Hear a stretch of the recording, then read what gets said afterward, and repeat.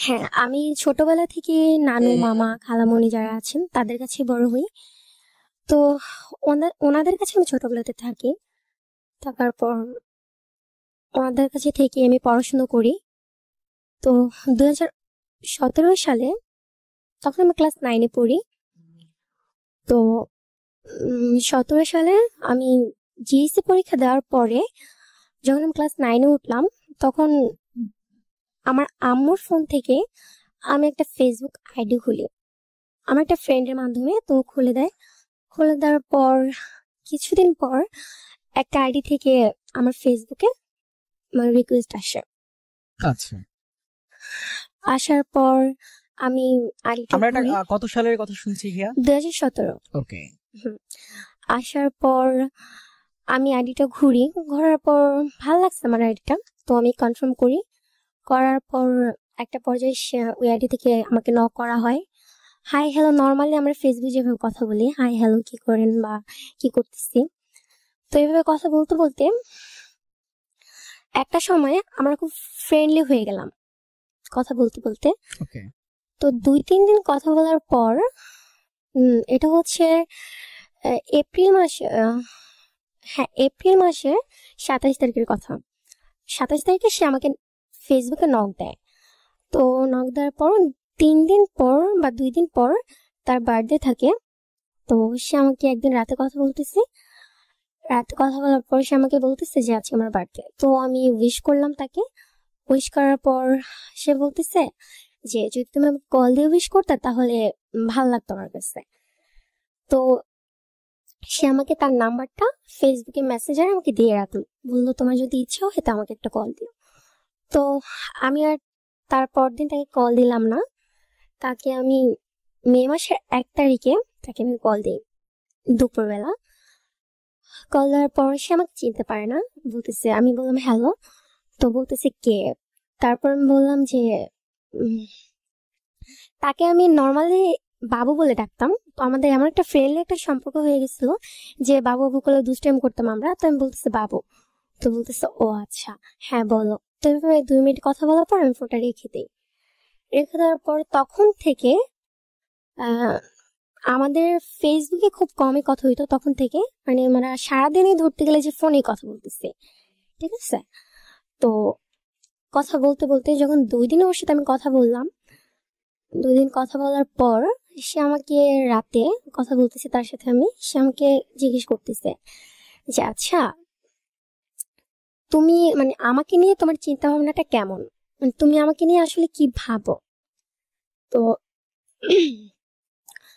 এ কথা বলার পর তো আমি ভাবলাম যে তোমাকে নিয়ে আমার কিরকম চিন্তা ভাবনা। ফ্রেন্ডলি কথা বলি, ফ্রেন্ড হিসাবে কথা বলি, ভালোভাবে কথা বলি, ভাল লাগে তোমার সাথে কথা বলতে, দ্যাটস ইট, আর কিছু না। তো সে আর কথা বাড়ায় নাই। তো ও একটা রিলেশন করতো। তো মেয়েটা ওকে ধোকা দিছে। যাই হোক, মেয়েটা ওর সাথে টাইম পাস করছে, বাট ও রিয়েল ছিল। তো সেই ব্যাপারটাই সে আমাকে শেয়ার করে। তখন শেয়ার করা অনেক কান্নাকাটি করে। অনেক কান্নাকাটি করার পর আমার খুব খারাপ লাগে যে আসলে এরকমটা আমার মানুষের সাথে করা ঠিক না। তো এভাবে কথাবার্তা বলার পর 3 দিন যখন আমরা কথা বললাম, আচ্ছা। 3 দিন কথা বলার পর সে আমাকে বলতেছে, সে আমাকে 3 দিন কথা বলার পর দুপুর পর্যন্ত কথা বলছি ঠিকঠাক। দেন দুপুরের পর সে আমাকে আর ফোন দিচ্ছে না, ঠিক আছে। তো ব্যাপারটা আমার কাছে মানে একটু খারাপ লাগছে যে যাই হোক, একটা 3 দিন কথা বলার পর হঠাৎ করে যদি একটা মানুষের সাথে কথা বলা অফ হয়ে যায়, তখন একটা কিছু একটা মিসিং কাজ করে, যে আমি কিছু একটা মিস করতেছি। তো তখন তাকে আমি ফোন দিলাম, দেখলাম যে তার ফোনটা অফ। তাকে আমি ফোন দেওয়ার পর দেখলাম তার ফোনটা অফ। আমি নন স্টপ কল দিয়ে যাচ্ছি, বাট তার ফোনটা অফ। সে কারণে আমি কল দিতে দিতে সন্ধ্যার সময় সে ফোনটা অন করে। ফোনটা অন করার পর বলতেছে যে আমার ফোনটা তো ভেঙে গেছে, তো আমি নিউ ফোন কিনছি, মাত্র নিউ ফোন কিনলাম, কিনে তোমাকে ফোন দিলাম। তো তখন কথা বললাম, বলার পর সে আমাকে রাতে একটা মেসেজ করছে, বলতেছে তোমার সাথে বাসে গিয়ে একটু কথা আছে। তো আমি বললাম আচ্ছা ঠিক আছে। তো সে আমাকে বাসে গিয়ে ফোন দেয়। ফোন দেওয়ার পর আমাকে বলতেছে যে দেখো মানে কিছুক্ষণ কথা বলার পর সে আমাকে বলতেছে, দেখো আমি তো এত ঘুরে পেঁচায় কথা বলতে পারি না, আর হচ্ছে যে যা বলার ডিরেক্টলি বলতে পছন্দ করি। তো তোমাকে আমার ভালো লাগে, তোমাকে আমার ভালো লাগে, আর তোমার প্রতি এই কিছুদিন কথা বলে আমার করার পর আমি ওকে কিছু বলতেছি না, আমি চুপ করে আছি। তো ওই বলতেছে যে আচ্ছা ঠিক আছে, তোমার এখন কিছু বলতে হবে না, তুমি সময় নাও, তারপর আমাকে অ্যান্সারটা জানাও। তো এই কথাটা বলে সে ফোনটা কেটে দেয়। সে আমাকে ফোনটা কাটার আগে আরেকটা কথা বললো যে তুমি যতক্ষণ না আমাকে ফোন দিবা আমি তোমাকে ফোন দিব না। তো পরদিন হচ্ছে, এর আগে যে 4-5 দিন তার সাথে আমার কথা হয়েছে, সে আমাকে কন্টিনিউয়াসলি ফোন দিচ্ছে, সকাল থেকে রাত, অনেক রাত পর্যন্ত কথা হচ্ছে, 2টা 2:30 বেজে যাচ্ছে কথা হচ্ছে। তো যখন আমি দেখলাম যে তার পরের দিন সে আমাকে কল দিচ্ছে না, সকাল চলে গেল কল দিল না, দুপুর হয়ে গেল সে আমাকে কল দিল না, তখন আমার মধ্যে মানে এরকম একটা জিনিস কাজ করলো যে কিছু একটা মিস করতেছি আমি, ঠিক আছে। তো আমি কি করলাম, তাকে কল দিলাম, বিকালে তাকে একটা কল দিলাম, কল দিয়ে দেখলাম তার ফোনটা অফ। তো আমি যখন দেখলাম যে তার ফোনটা অফ, আমি নন স্টপ তাকে কল দিয়ে যাচ্ছি। কল দেওয়ার পর আহ, সন্ধ্যায় সন্ধ্যায় সে ফোনটা অন করে। অন করার পর আমি তাকে বলতেছি তুমি ফোনটা কেন অফ রাখছো, মানে এমন ভাবে রিয়েক্ট করতেছি যে তার সাথে আমার অনেক দিনের সম্পর্ক, এরকম একটা ব্যাপার। তো তারপর তাকে আমার মুখ ফুটে বলতে হয় না যে আমি তোমাকে ভালোবাসি বা আই লাভ ইউ এরকম কিছু। তো আমার বিহেভিয়ার দেখে, আমার তার সাথে কথা বলার ধরন দেখে সে নিজে বুঝে নিছে। তো একটা পর্যায়ে হলো কি যে আমি ভাবলাম যে কথা বলি, যে এমন তো না যে কথা বললে বিয়ে করতে হবে বা একটা রিলেশনে গেলেই যে তার প্রতি আমার সিরিয়াস হয়ে যেতে হবে, এরকমটা না, জাস্ট নর্মালি যে কথা বলি। তো এভাবে কথা বলতে বলতে সবার রাত আসলো। আসার পর আমার, তখন সে যখন আমার সাথে কথা বলতো রিলেশনটা নেওয়ার হওয়ার পর, তখন সে যে আমার আগে একটা মেয়ের সাথে রিলেশন করতো, তো সেই মেয়েটা ওকে ধোকা দিছে বা ফ্লার্টিং করছে, তো সেই কথাগুলো যখন ও আমার সাথে শেয়ার করতো তখন সে প্রচন্ড কান্না করতো, ঠিক আছে, প্রচন্ড কান্না করতো। মানে আমার সাথে যতক্ষণই কথা হইতো, হুম, হুম, হুম। 2 ঘন্টা কথা হচ্ছে, তার মধ্যে 1.5 ঘন্টা সে মেয়েটার কথা বলে কান্না করতেছে, আচ্ছা, এরকম। তখনও তো আপনাদের মধ্যে কোনো সম্পর্ক নাই, ফ্রেন্ডশিপের মতোই। আহ, আমি তাকে কিছু বলি নাই মুখে, আচ্ছা, ঠিক আছে, কিন্তু বাট একটু একটু ভালো লাগতো আপনার। হ্যাঁ ভালো লাগতো, বাট অলরাইট, ভালো লাগাটা ওরকম পর্যায়ে না যে তাকে আমার ভালোবাসতে হবে বা এরকম একটা কিছু। ওকে। তো কথা বলতে বলতে যখন আমার সাথে কথা বলে ওই মেয়েটার কথা বলতো, কান্নাকাটি করতো, একটা পর্যায়ে আমার মনে হলো যে না, ছেলেটার সাথে আমার আর কথা বলা ঠিক হবে না, বা আমার ভালো লাগতেছে না, আর শুধু কান্নাকাটি করে, একটা মেয়ের ব্যাপারে ফোন দিলে এরকম করে, মানে কেমন যেন একটা মনে হইতো আজকালকার জমানায় এরকম ছেলে আছে যে মেয়েটার জন্য কান্না করে। তো সবার রাতের দিন আমি ওকে না করে দিলাম। আমি বললাম দেখো, তোমার সাথে কথা বলা বা কোনো রকম রিলেশন রাখা আমার পক্ষে সম্ভব না। তখনও খুব কান্না করলো, বললো যে দেখো, এর আগে আমি যার সাথে রিলেশন করছি সে আমাকে ধোকা দিচ্ছে, তারপরে আমি তোমার কাছে আসছি, তুমিও আমার সাথে এরকম করতেছো, তো আমি কোথায় যাব। তো খুব কান্নাকাটি করলো, কান্নাকাটি করার পর এক পর্যায়ে হলো কি যে আমার মনটা নরম হয়ে গেল। দেন কিন্তু আমার চিন্তাটা আগের মতোই, যে কথা বলি, তো কথা বলতাম। তো তখন হয়তো কি যে তার প্রতি যে আমার একটা ভালোবাসা বা একটা সিরিয়াসনেস যে কাজ করতো, ওরকমটা না। তো আমি কি করতাম, আমার যে ফ্রেন্ডরা ছিল, আমি আমার ফ্রেন্ডদের সাথে কথা বলতাম, প্রচুর কথা বলতাম, বাট সে ওয়েটিং এ দেখতো আমাকে, তাকে আমি ওয়েটিং এ হুম, রাখতাম, হুম, হুম, হুম। ঘন্টার পর ঘন্টা তাকে আমি ওয়েটিং এ রাখতেছি, মানে তার যে এই আমার কাছে, কাজগুলো কেন করতেন? কারণ হচ্ছে যে যখন সে আমার সাথে কথা বলতো প্রথম প্রথম রিলেশনটা আমাদের শুরু হওয়ার 2-3 দিন পর পর্যন্ত সে আমাকে যখন ফোন দিত ওই মেয়েটার কথা বলতো, হুম, হুম। কান্নাকাটি করতো। তা আমার মনে হতো ছেলেটা একটা বলদ, ঠিক আছে, আচ্ছা, যে একটা মেয়ের জন্য এভাবে কান্নাকাটি করে কেউ। ওকে।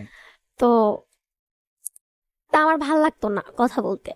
তো আমি আমার ফ্রেন্ডের সাথে কথা বলতাম, তো এর মধ্যে সে আমাকে নন স্টপ কল দিয়ে যাচ্ছে সারাটা দিন।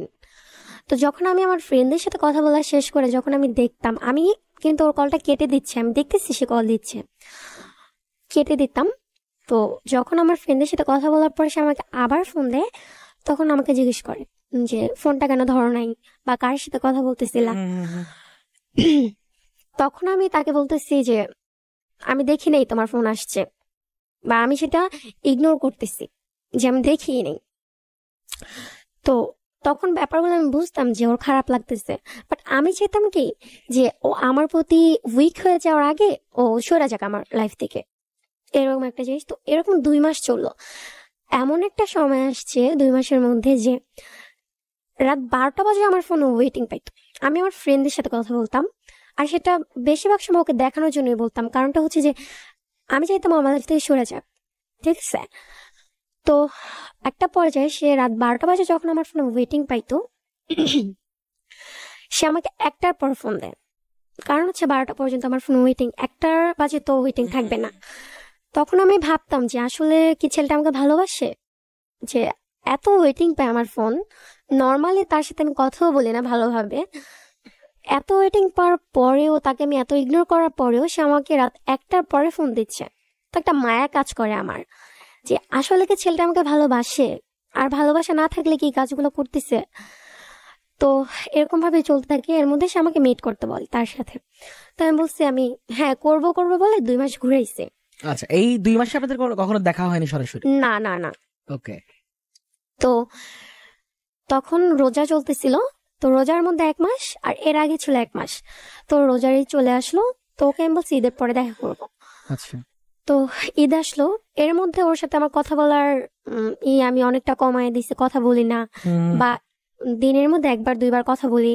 অথবা ও তো মার্কেটিং এর কাজ করে, তো হচ্ছে বিজি হয়ে গেছে যেহেতু ঈদ সামনে, তো ওরকম একটা কথা হইতো না। তো ঈদের 4 রাতের দিন ওর ফোনটা চুরি হয়ে যায় দোকান থেকে। তো সেটা আর আমি জানি না, আর আমার নাম্বারটা ওর সেভ করা নেই বা মুখস্থ করা ছিল না, ঠিক আছে। তো ফোনটা চুরি হয়ে যায়। এমনি তো ওর সাথে আমার কথা বলতে ভালো লাগে না, বা ওকে আমি অ্যাভয়েড করে চলি। তার মধ্যে আমি একটা ক্লু পাইছি যে ও হচ্ছে যে আমাকে ফোন দেয় নাই ঈদের মধ্যে, সারাদিন ও আমাকে ফোন দেয়নি, ঠিক আছে। তো এটা হচ্ছে একটা কজ আমার রিলেশনটা ব্রেকআপ করার, যে তুমি কেন আমাকে ফোন দাও নাই, আমি কি তোমার থেকে একটা ফোন আশা করতে পারি না। তো এরকম একটা সময় সে ঈদের দিন বিকেল আমাকে কল দেয়, ফেসবুকে যায়, আমিও ফেসবুকে থাকি তখন। তো ফেসবুক থেকে সে আমার নাম্বারটা নেয়, আমাকে বলতেছে নাম্বারটা দাও। তো আমি তাকে নাম্বার দিব না, তো খুব রিকোয়েস্ট করার পর তাকে আমি নাম্বারটা দিছি। দেওয়ার পর সে আমাকে কল দেয়। কল দেওয়ার পর আমি খারাপ বিহেভ করি যে তুমি কেন কল দিছো হ্যান ত্যান। তো তারপরও সে আমাকে বলতেছে মিট করার কথা, যে একটা বার তুমি শুধু আমার সাথে মিট করো, আমি জাস্ট 5 মিনিট তোমাকে দেখবো, দেন আমি চলে যাব, ঠিক আছে। জাস্ট তুমি একটা বার মিট করো। আমি তো কিছুতেই মিট করবো না। সেদিন গেল, তারপর দিন রাত 3টা বাজে সে আমাকে ফোন দিছে, বলতেছে জাস্ট একটা বার মিট করো, মানে কান্না করে করে বলতেছে যে জাস্ট একটা বার মিট করো, আমি জাস্ট তোমাকে দেখবো, তোমার আমার সাথে কথা বলার দরকার নেই। তো আমি বলে আচ্ছা ঠিক আছে মিট করবো। তো পরদিন ঈদের 3য় দিন বিকাল 5টায় আমাদের মিট করার কথা। তো ও আসলো, আচ্ছা, আসার এই পর যে এখানটায় আপনাকে আমি একটু থামাই, এই যে আপনি তাকে মিট করার কথা বললেন এবং মিট করতেও গেলেন, বাসায় কিভাবে, মানে কি বলে গেলেন? বাসায় তখন হচ্ছে ঈদ, এটা হচ্ছে বাসায় একটা তখন meet ফ্যামিলি কথা। মেম্বার কে কে ছিল? আহ আমি ছোটবেলায় থাকতো নানুর কাছে থাকতাম। তো আম্মুর কাছে আমি বিগত 4-5 বছর যাবত থাকি। তো সেক্ষেত্রে আম্মুই ছিল, জাস্ট আম্মু আর আমি থাকতাম। আর তখন কেউ অলরেডি আপনার বাবার সঙ্গে কি আপনার মায়ের দূরত্ব? হ্যাঁ, আমি যখন 1 বছর, ওকে। তখন বাবার সাথে যে মার দূরত্ব হয়েছে আজ পর্যন্ত সেটা ঠিক হয় নাই। আর মা যেহেতু আমাকে রাখছে, বাবার সম্বন্ধে কখনো ওইভাবে শুনতে পারি নাই, যেহেতু আমি ছোট ছিলাম বুঝতাম না। তো মা যেটা বলছে সেটাকে বিলিভ করতে হইতো, ঠিক আছে। আচ্ছা। তো একটা পর্যায়ে 2014 সালে কোনো একটা ক্লুতে আমি আমার গ্রামে যাই। তো আমি মাকে বলি যে মা আমি তো কখনো আমার বাবাকে দেখি নাই, আমি জানি না যে আমি কোন ফ্যামিলির মেয়ে। তো আমি একটা বার আমার গ্রামে যেতে চাই, মানে আমার বাড়িটা আমি দেখতে চাই। যে সবারই তো ইচ্ছা থাকে দাদা দাদির সাথে থাকার বা জয়েন্ট ফ্যামিলিতে থাকার, আমি দেখতে চাই, শুধু আমি থাকবো না সেখানে। অনেক রিকোয়েস্ট করার পর আম্মু আমাকে সেখানে নিয়ে যায়। নিয়ে যাওয়ার পর আমার চাচা যিনি ছিলেন তার থেকে নাম্বার নিয়ে আমি আমার বাবাকে কল দিই। তা আমি যখন হ্যালো বলি তখনই আমার বাবা আমাকে চিনে ফেলে, যে আমার নামটা ধরে বলছে যে তুমি। পরে আমি বলতেছি হ্যাঁ, আমি কান্না করে দিছি। তারপর ও বাবার সাথে জাস্ট ওই দেখা হয়েছিল 2-3 দিন। দেখার পরে হচ্ছে যে তাকে আমি একটা সুযোগ দিছিলাম আমার বাবাকে, যে এখন তো আমরা বড় হয়েছি, আমার একটা ভাই আছে, তো তোমার তো 2টা ছেলে মেয়ে আছে, এখন তুমি যা আমি ছোট ছিলাম, যা করছো করছো, ওটা দেখার বিষয় না। এখন আমি বড় হয়েছি, এখন তুমি আমাদের দায়িত্ব নাও, একসাথে থাকো। বাট আমার বাবা হচ্ছে কি, যখন দেখলো তার মেয়ে সে বাড়া ভাত খাইতে চাইতেছে, যে আমার মামাকে 14টা বছর কষ্ট করে মানুষ করলো, সে তার মেয়ের কাছে থাকতে পারে নাই, বাট সে 14 বছর পর যখন আমার বাবা মাকে দেখলো, সে আমাকে নিয়ে যেতে চাইতেছে, আমাকে একা, আমার মাকে না। তো আমি তো আমার মাকে ছাড়া যাব না, যেহেতু আমার মা ছোট থেকে আমাকে কষ্ট করে মানুষ করছে, তাই না? তো তখন যখন বাবাকে সুযোগ দেওয়া হইলো, বাবা ওটা কাজে লাগায়নি। বাবার কথা হচ্ছে, বাবা আমাকে ওইখানে বাবার কাছে নিয়ে 16 দিন আটকে রাখছিল। তো সেখান থেকে পালায় চলে আসে, কারণ আমি তো আম্মুকে ছাড়া থাকতে পারি না। তো আসার পর মানে বাবা চাইছিল যে আমি বাবার কাছে একেবারের জন্য চলে যাই, আমি যেহেতু আম্মুর সাথে কোনো রকম ভাবে কোনো যোগাযোগ না রাখি। সেটা আমার পক্ষে পসিবল না, কারণ হচ্ছে যে বাবার আদরটা যখন আমার দরকার ছিল একটা বাবার, তখন আমি তাকে পাইনি। যখন আমি তাকে পাইছি, তাকে আমি সুযোগ দিচ্ছি একটা মেয়ে হিসাবে। অন্য কোনো মেয়ে হলো তো বাবা বলেও ডাকতো না, একটা বিবিকে একটা বাধা খাইতো যে না, তারপর একটা লজ্জাবোধ কাজ করতো। সেখানে আমি তাকে বাবা বলে ডাক দিচ্ছি, আমি নিজে থেকে তার খোঁজ করছি। সেখানে তার উচিত ছিল কি আমার দায়িত্ব নেওয়া। আমি যেভাবে বলতেছি, আমার তো দুজনকেই দরকার, আমার দুজনকেই দরকার, একজন হলে তো আমার হবে না। কারণ আমি যদি এখন বাবার কাছে চলে যাই, আমি মার আদর থেকে বঞ্চিত হব, সেটা আমার পক্ষে সম্ভব না। তো বাবা সে সুযোগটা কাজে লাগে না। একটা সময় আমি নিজে থেকে বাবার সাথে যোগাযোগ অফ করে ওখান দিছি। থেকে আলটিমেটলি আপনার বাবার সঙ্গে আপনার দূরত্ব। হ্যাঁ, ছোটবেলায় তো ছিলই, তারপর তো ওখান থেকে তো আর যোগাযোগ নেই। অলরাইট, এবং শুরুতেই যেটা হিয়া বলছিল যে ব্রোকেন ফ্যামিলি, এবং এই ব্রোকেন ফ্যামিলির একটা মেয়ে বা ছেলের জীবনটা আসলে কেমন হয়, হিয়ার গল্পের শেষটাই বলে দিবে। আমি আপাতত কিছুই আর না বলি, বাট যেটা বলতে চাই, ঠিক একইভাবে আগামী পর্বে যদি আপনি আসতে চান, হতে পারেন আপনি ডিভোর্সড, হতে পারেন আপনি এখন পর্যন্ত সংগ্রাম করছেন সংসারটা টিকিয়ে রাখার জন্য, কিংবা খুব ভালো আছেন আপনারা, ঠিক আছে, আপনি প্রতি পর্বে লাভ স্টোরি শুনেন আর মনে মনে ভাবেন আরে মানুষের জীবনে এত নেগেটিভ ঘটনা ঘটে, আমরা তো বেশ ভালো আছি। আসুন না, আগামী পর্বটা আপনার জন্য ওপেন করে দিলাম। RLS, তারপর নাম, লোকেশন, তারপর প্রফেশন, পাঠিয়ে দিবেন 26969 নম্বরে। ঠিক একইভাবে হিয়ার মতো ব্রোকেন ফ্যামিলির যদি কেউ থেকে থাকেন, সেই ব্রোকেন ফ্যামিলিটাই আপনি মনে মনে কখনো নিজেকে দায়ী করেন যে আমার আজকে শেষ হয়ে যাওয়ার পিছিয়ে আমার পরিবারটা দায়ী, সেখানে ডেফিনেটলি লাভ জিনিসটা তো থাকতে হবে, কারণ যেহেতু শোটার নাম লাভ স্টোরি। তো সেখানটায় আপনি যেটা করতে পারেন, আপনিও এখানটা রেজিস্ট্রেশন করতে পারেন, কিংবা এমনও হতে পারে কন্টিনিউ আপনি প্রতারিত হচ্ছেন আপনার প্রিয় মানুষটার কাছ থেকে। হয়তোবা এখন ডিভোর্সড, অনেক কিছু সহ্য করেছেন, অনেক কিছু হয়তোবা চার দেয়ালের সেই ইট পাথরগুলো জানে আর কেউ জানে না। সেই গল্পটা আমরা জানতে চাই, লাভ স্টোরি জানতে চাই, জাগো FM 94.4 জানাতে চাই, এবং সাবধান করতে চাই সেই মানুষগুলোকে, যে মানুষগুলো 3টে বছর যাবৎ লাভ স্টোরিকে পেছন থেকে সাপোর্ট দিয়ে আসছে, ভালোবেসে আসছে, ইন্সপায়ার করে আসছে। সো হিয়া, এরপর কি হলো? দেখা করতে গেলেন ঈদের দিন? হ্যাঁ, না, ঈদের 3 দিন পর। 3 দিন পর, রাইট? হ্যাঁ, তো দেখা করতে যাওয়ার পর সে আসছে, আমিও গেছি। যাওয়ার পর হচ্ছে আমি তাকে এক জায়গায় আসতে বলছি, বাট সে অন্য জায়গায় আসছে, বাট এলাকাটা একই। তো সে তো ওইখানেই চেনে না, সে অন্য জায়গায় থাকে। তো সে আমাকে বলতেছে আমি এখানে দাঁড়ায় আছি। তো আমিও তখন চিনতে পারতেছিলাম না যে আসলে জায়গাটা কোন জায়গা। তা আমি ওকে বলতেছি আমি এখানে আছি। তো এভাবে করতে করতে সে আমাকে জিজ্ঞেস করতেছে যে তুমি কি পরে আসছো? তো আমি বললাম যে আমি সাদা হিজাব পরে আসছি। তো সে খুঁজতেছে সাদা হিজাব পরা মেয়েকে। তো এরকম করতে করতে 1 ঘন্টা লেট হয়ে গেছে। মানে 1 ঘন্টা সে আমাকে খুঁজতেছে, আমি তাকে খুঁজতেছি, পাচ্ছি না। তা একটা পর্যায়ে গিয়ে পেলাম, দেখা হলো। দেখা হওয়ার পর আমরা একটা রেস্টুরেন্টে বসার পর জাস্ট 20 মিনিটের মতো আমি বসি। 20 মিনিট পর চলে আসি। ও চলে যায় ওর বাসায়, আমি চলে আসি। যখন আমি বাসায় আসলাম, তখন আমি একটা ফোন দিস, ও তো বাসায় যাচ্ছে। তো ফোন দিচ্ছে, বলতেছি তুমি কি বাসায় গেছো? তো বলতেছে হঠাৎ আমার প্রতি এত কেয়ারিং, আগে তো এরকমটা ছিল না, সূর্য আজকে কোন দিকে উঠছে? তো যখন ওর এই ধরনের কথাবার্তাগুলো শুনলাম, মানে আমি আরো কিছু বলতেছি না, আমি বললাম এমনি, কেন আগে কি কখনো আমি জিজ্ঞেস করি নাই?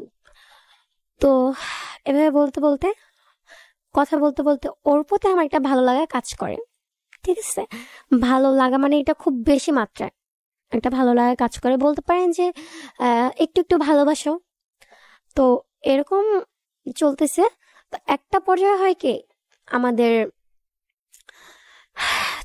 এভাবে 2-3 মাস চলে যায়।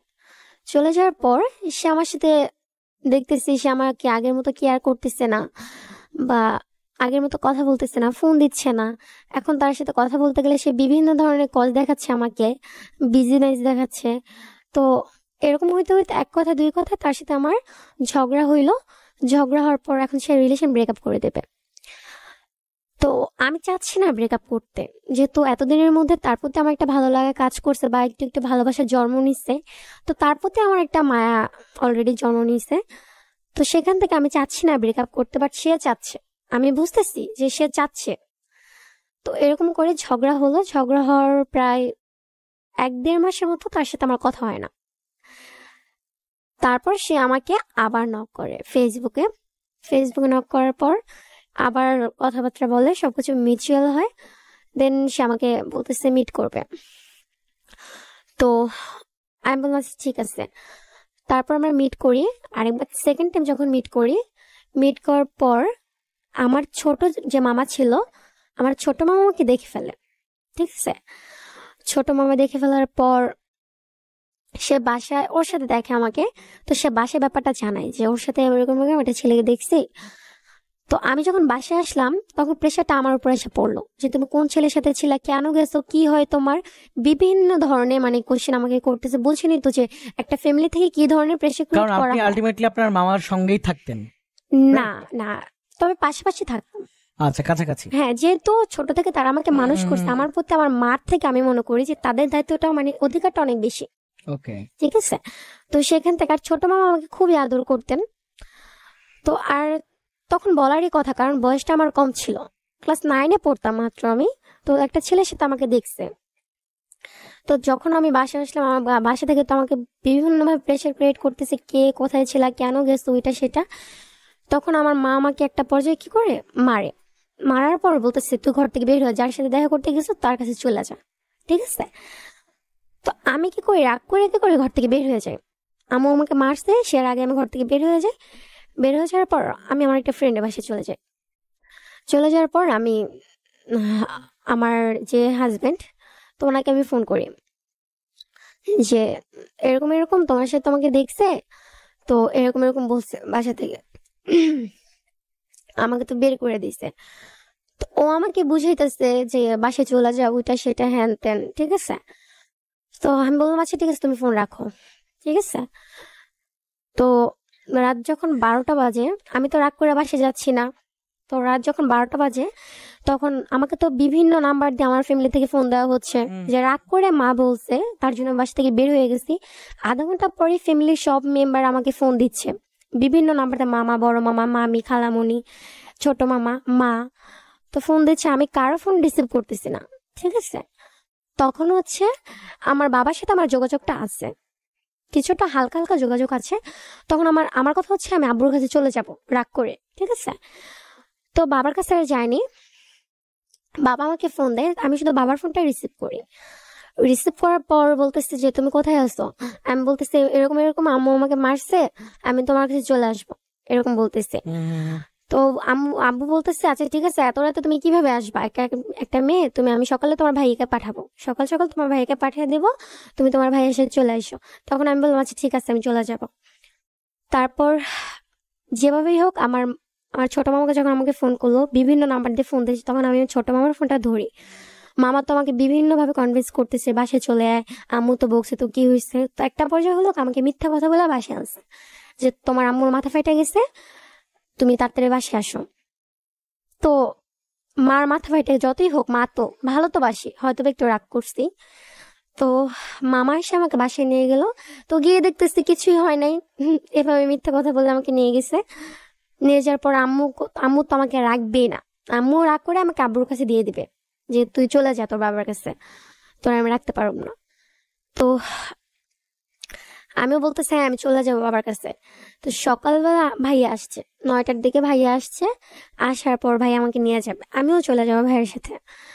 তো ভাই আমাকে নিয়ে, আমার বড় মামাকে ডাকা হয়েছে যে ওকে যে এখন মানে ও যে এখন চলে যাবে, ও কিন্তু আমার কাছে কখনো আসতে পারবে না, আম্মু বলতেছে। তো আমি বললাম আচ্ছা ঠিক আছে আমি আসবো না, মানে রাগ দেখাইতেছে আম্মুর সাথে। তো ভাইয়া আমাকে নিয়ে গেছে। তো মামি বলতেছে আচ্ছা ঠিক আছে, ওর তো রাগ হয়েছে, এখন তুমি ওরে নিয়ে যাও, 2-3 দিন পর রাগ কমলে দিয়ে যায়, কারণ ও তোর মাকে ছাড়া থাকতে পারবে না যতই যাই বলো। তো ভাইয়ার সাথে আমি চলে যাই। চলে যাওয়ার পর ওইখানে আমি 2 দিন থাকি।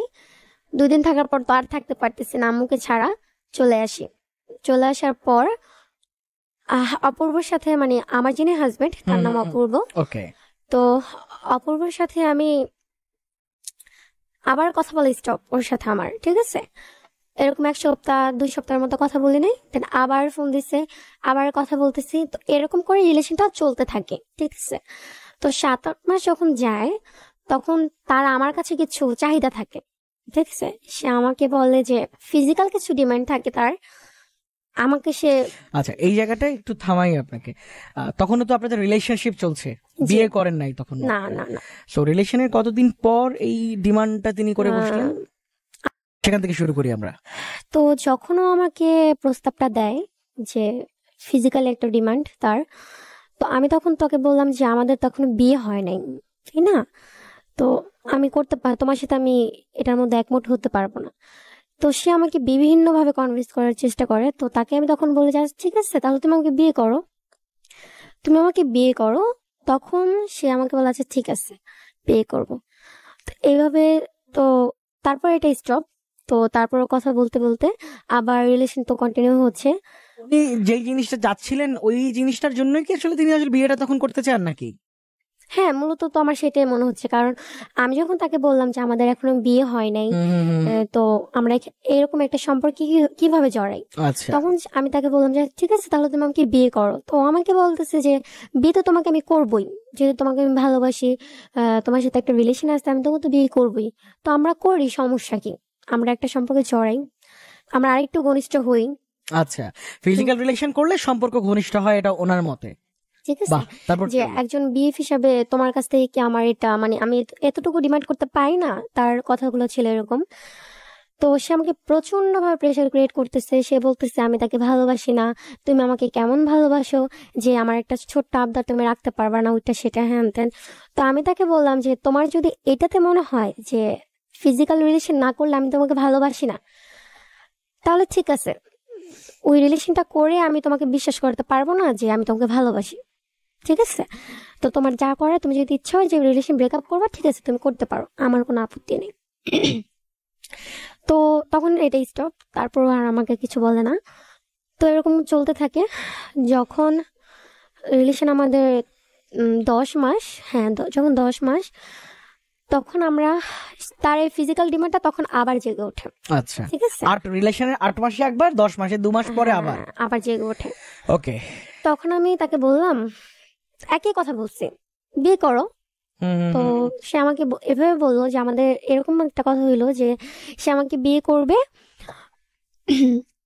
বিয়ে করার পর আমি আমার বাসায় থাকবো, সে তার বাসায় থাকবে, দেন 5-6 মাস পর সে আমাকে তার বাসায় নিয়ে যাবে। ওকে। কারণ হচ্ছে তার বাসায় এখন কাজ চলতেছে 2 তলার। তো আচ্ছা, এই যে এর মধ্যে আপনাদের 10 মাস সম্পর্ক হয়ে গেল, নিজেরা বিয়ে করার ডিসিশন নিচ্ছেন, তার দিক থেকে একটা নেগেটিভ প্রপোজাল আসলো, এর মধ্যে কি একটাবার আপনার পরিবার টের পাচ্ছিল ব্যাপারগুলো? না, টের পাচ্ছিল না, তাই না? তো হ্যাঁ, একটু আবারও আমি মাইক্রোফোনটা হিয়ার কাছ থেকে আজকে ছিনায় নিব, কারণ আজকে হিয়া যেমনটা এখানে করে বসে আছে, আপনার সন্তানও হয়তো বা পাশের রুমটাতে আপনি হয়তো বা গল্পটা শুনছেন, বা আপনার ছোট ভাইটা বা ছোট বোনটা এই মুহূর্তে পাশের ঘরটায় ফোন দরজাটা বন্ধ করে কারো না কারোর সঙ্গে ফেসবুকে ব্যস্ত, কারো না কারোর সাথে ওভার ফোন ব্যস্ত। আমি বলছি না তাকে শাসন করবেন, তাকে মারবেন, তার সঙ্গে একটু ফ্রি হন, রাইট? আদারওয়াইজ যেটা দেখা যাবে যে এমন কোন একটা সম্পর্কে জড়িয়ে যাবে একটা মানুষের সঙ্গে, সেই মানুষটাই হয়তো বা ভেরি ইম্পর্টেন্ট হয়ে যাবে তার জন্য, অ্যান্ড এরপর কত না কি, মানে কত না কিছু হয়ে যেতে পারে, যে এই জিনিসগুলোর মাসুল হয়তো বা আপনার পুরো পরিবারটাকে দিতে হবে, রাইট? তো হিয়া, এরপর কি ঘটলো?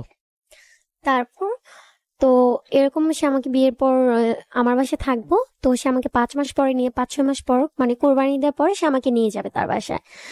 তো আমি বললাম আচ্ছা ঠিক আছে, ঠিক আছে। তো আমি খুব প্রচন্ড বিলিভ করতাম, কারণ হচ্ছে যে 10 মাস হয়ে গেছে, অবশ্যই সে আমাকে ভালোবাসে। কারণ মূলত সে যদি আমার সাথে টাইম পাস করতো তাহলে 2-3 মাস পরেই সে আমার সাথে ব্রেকআপ করে চলে যেত। অবশ্যই সে সেটা চাইছে, বাট সে পারে নাই। তো তখন আমার মনে হলো যে না, ও তো আমাকে ভালোবাসে। তো তখন আমি বললাম আচ্ছা ঠিক আছে, তুমি যেটা বললো সেটাই, আমরা তাহলে বিয়ে করব, দেন 4-5 মাস পরে তুমি আমাকে নিয়ে যাবা। ও বললো, আমি বললাম আচ্ছা ঠিক আছে। তো এরকম একটা প্ল্যানিং ছিল। তো যখন এর মধ্যে 2 মাস চলে যায়, 2 মাস চলে যাওয়ার পর শবে বরাত আসে। তো আবার আরেকটা শবে বরাত? হ্যাঁ, আরেকটা এক শবে শবে বরাতে শুরু, জি, আবার আরেকটা শবে বরাত আরেকটা, আসলো। Okay, হ্যাঁ। কি হলো এই শবে বরাতে? তো শবে বরাত আসে, আসা আসার পর শবে বরাতের দিন আমি নামাজ পড়লাম রাতে। ও নামাজ পড়লো, নামাজ পড়ার পর সে আমাকে ভোর 4টায় ফোন দিচ্ছে। হুম হুম হুম। 4টায় সে আমাকে ফোন দেয়া বলতেছে সে আমাকে বিয়ে করবে, ইভেন সেটা 2-3 দিনের মধ্যেই। তো আমি বললাম যে 2-3 দিনের মধ্যে, পরে বলতেছে হ্যাঁ, মানে সে আমাকে এমন ভাবে বলতেছে যে বাবু তোমাকে ছেড়ে আমি থাকতে পারবো না, তোমাকে আমি অনেক বেশি ভালোবাসি, মানে বিভিন্ন ভাবে সে আমাকে কনভিন্স করতেছে। তো যেহেতু আমিও তাকে ভালোবাসি, তো আমি রাজি হয়ে গেলাম। আমি তাকে না করতে পারিনি যে না, বিয়ে করব না।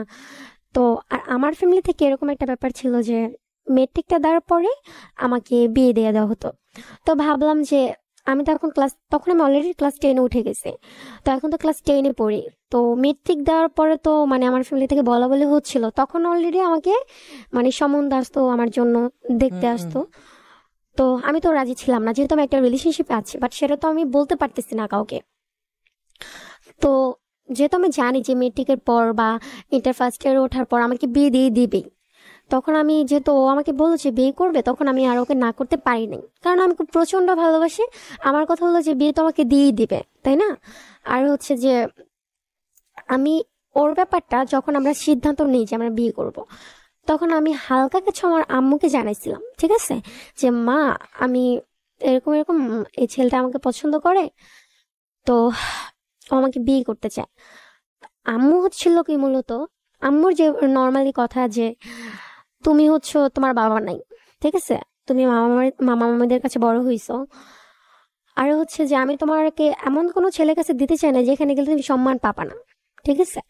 কারণ হচ্ছে ও একটা বাড়িওয়ালার ছেলে, মা যেভাবে বিচার করছে ব্যাপারটা যে ও একটা বাড়িওয়ালার ছেলে, ওকে হয়তো বা তোমাকে হয়তো বা ওর ফ্যামিলি মেনে নিবে না, নাও নিতে পারে।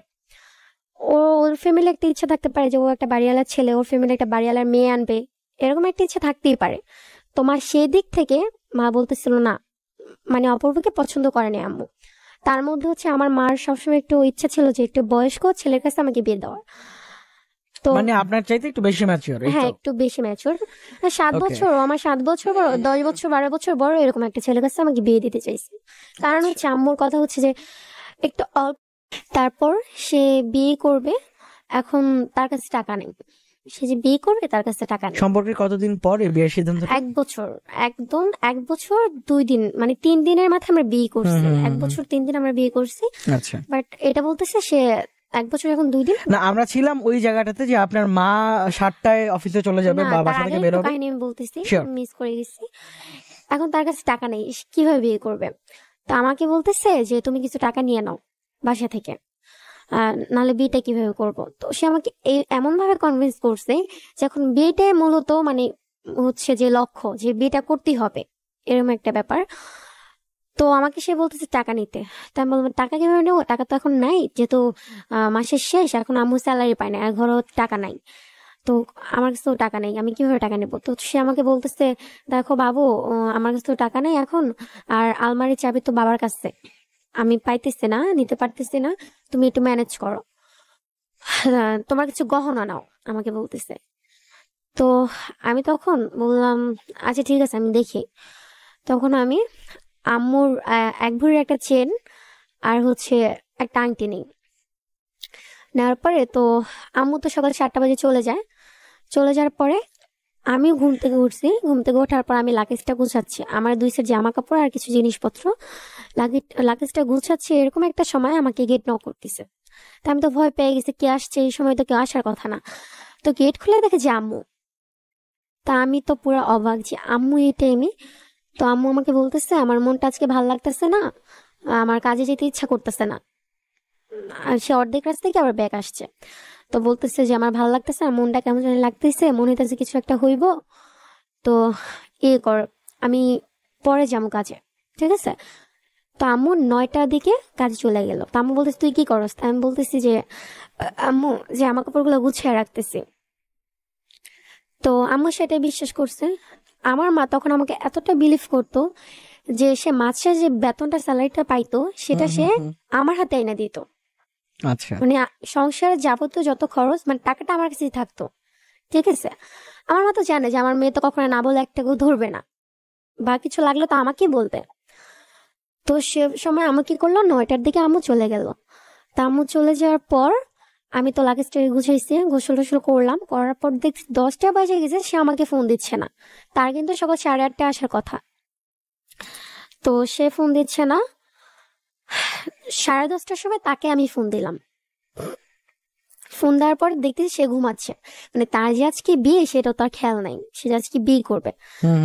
তো আমি বল তুমি এখনো ঘুমাইতেছো, তোমার না 8:30 বাজে আসার কথা? তো বলছে ও বাবু আমার তো মনে নাই। আচ্ছা ঠিক আছে দাঁড়াও আমি রেডি হয়ে আসতেছি। তো ও কি করলো, রেডি হয়ে চলে আসলো। তো আমরা সব সময় রিলেশন থাকাকালীন একটা জায়গায় মিট করতাম, মানে একটা রেস্টুরেন্টে মিট করতাম। জায়গা ছিল যে আমি বললো ও ওখানে চলে আসতো, ও বললো আমি চলে যেতাম। তো বলতেছে আচ্ছা ঠিক আছে তাহলে তুমি 60 ফিট চলে আসো। আমি ওখানে আসি, সিঞ্জিনে দাঁড়াইতেছি, তুমি 60 ফিট চলে আসো। তো ও এসে আমাকে ফোন দিছে, বলতেছে আমি আমি ফোন দিলে তুমি বের হবা। তো আমি লাগেজটাকে গুছিয়েছি, রেডি হয়েছি। রেডি হয়ে আমি মানে গেটের সামনে আসছি। বের হবেন তো? হ্যাঁ বের হবো, গেটের সামনে আসি যে কেউ আছে নাকি লাইনের মধ্যে, বা আশেপাশে কেউ পরিচিত আছে কিনা। তো তখন দেখতেছি আমার মামি, ছোট মামি, আমরা পাশাপাশি থাকতাম, দেখতেছি মামি গেটের সামনে। তো আমি গিয়ে মামিকে বললাম যে মামি তুমি রাস্তা দাঁড়ায় কি করো, বাসে যাও। তো বলতেছি তোর ভাই তো বাইরে চলে আসছে, ওই জন্য আসছে ওরে নিতে। তো আমি বললাম তুমি বাসায় চলে যাও, মামা তো বকাবকি করবো দেখলে তোমারে। তো মামিকে এই কথা বললা বাসায় পাঠিয়ে দিলাম। বাসায় পাঠানোর সাথে সাথে মানে ব্যাগটা নিয়ে জাস্ট আমি বের হইছি। মানে আমার কথা হচ্ছে আমি কোনো মত করে মানে লাইন থেকে বের হইতে পারলেই হয়। তো লাইন থেকে কোনো মতো তাড়াহুড়া করে আমি বের হইছি, বের হয়ে আমি ডিরেক্ট একটা রিক্সা নিয়ে 60 ফিট চলে যাই, ঠিক আছে। তো ওখানে গিয়ে দেখতেছি সে দাঁড়ায় আসছে সিএনজি নিয়ে। তো আমি রিক্সা থেকে নেমে সিএনজিতে উঠি। ওঠার পর আমরা সিএনজি যখন সিএনজিতে উঠে যাই আমি, তখন আর কি আমার মনে হচ্ছে যে আসলে কি কাজটা আমি ঠিক করলাম। তখন আমার খুব মন খারাপ লাগতেছে যে কখনো তো এরকম কিছু করি নাই, বা কখনো ফ্যামিলির বিরুদ্ধে গিয়ে ওরকম কোনো কিছু করে ফেলিনি আমি, যে আমার সাহস থাকবে বা কিছু একটা। তো তখন আমার জন্য খুব খারাপ লাগতেছে যে এটা হয় বা যে যে মানুষটা আমার জন্য এত কষ্ট করলো ছোট থেকে, মানে আমার যখন আমি ছোট আমাকে এত কষ্ট করে মানুষ করলো, কখনো আমার কাছে থাকতে পারেনি তেমন ভাবে, তাকে ফেলে আমি আজকে এত বড় একটা সিদ্ধান্ত নিতে যাইতেছি, আমি কি কাজটা ঠিক করতেছি? তখন আমি অপূর্বকে বললাম যে আসলে কি কাজটা আমি ঠিক করতেছি, আমার অনেক মন খারাপ লাগতেছে। তো আমার মুখ দেখে বুঝতে পারতেছিল যে আমার খুব মন খারাপ। তো আমাকে বলতেছে দেখো বাবু যা হওয়ার তো হয়েছে, এখন তো বের হয়ে গেছো, এখন ব্যাগ যাওয়ার আর কোনো ওয়ে নাই। তারপর তো চলে গেলাম ওদের এখানে, ডিরেক্ট যাত্রাবাড়ি চলে গেলাম সিএনজি নিয়ে।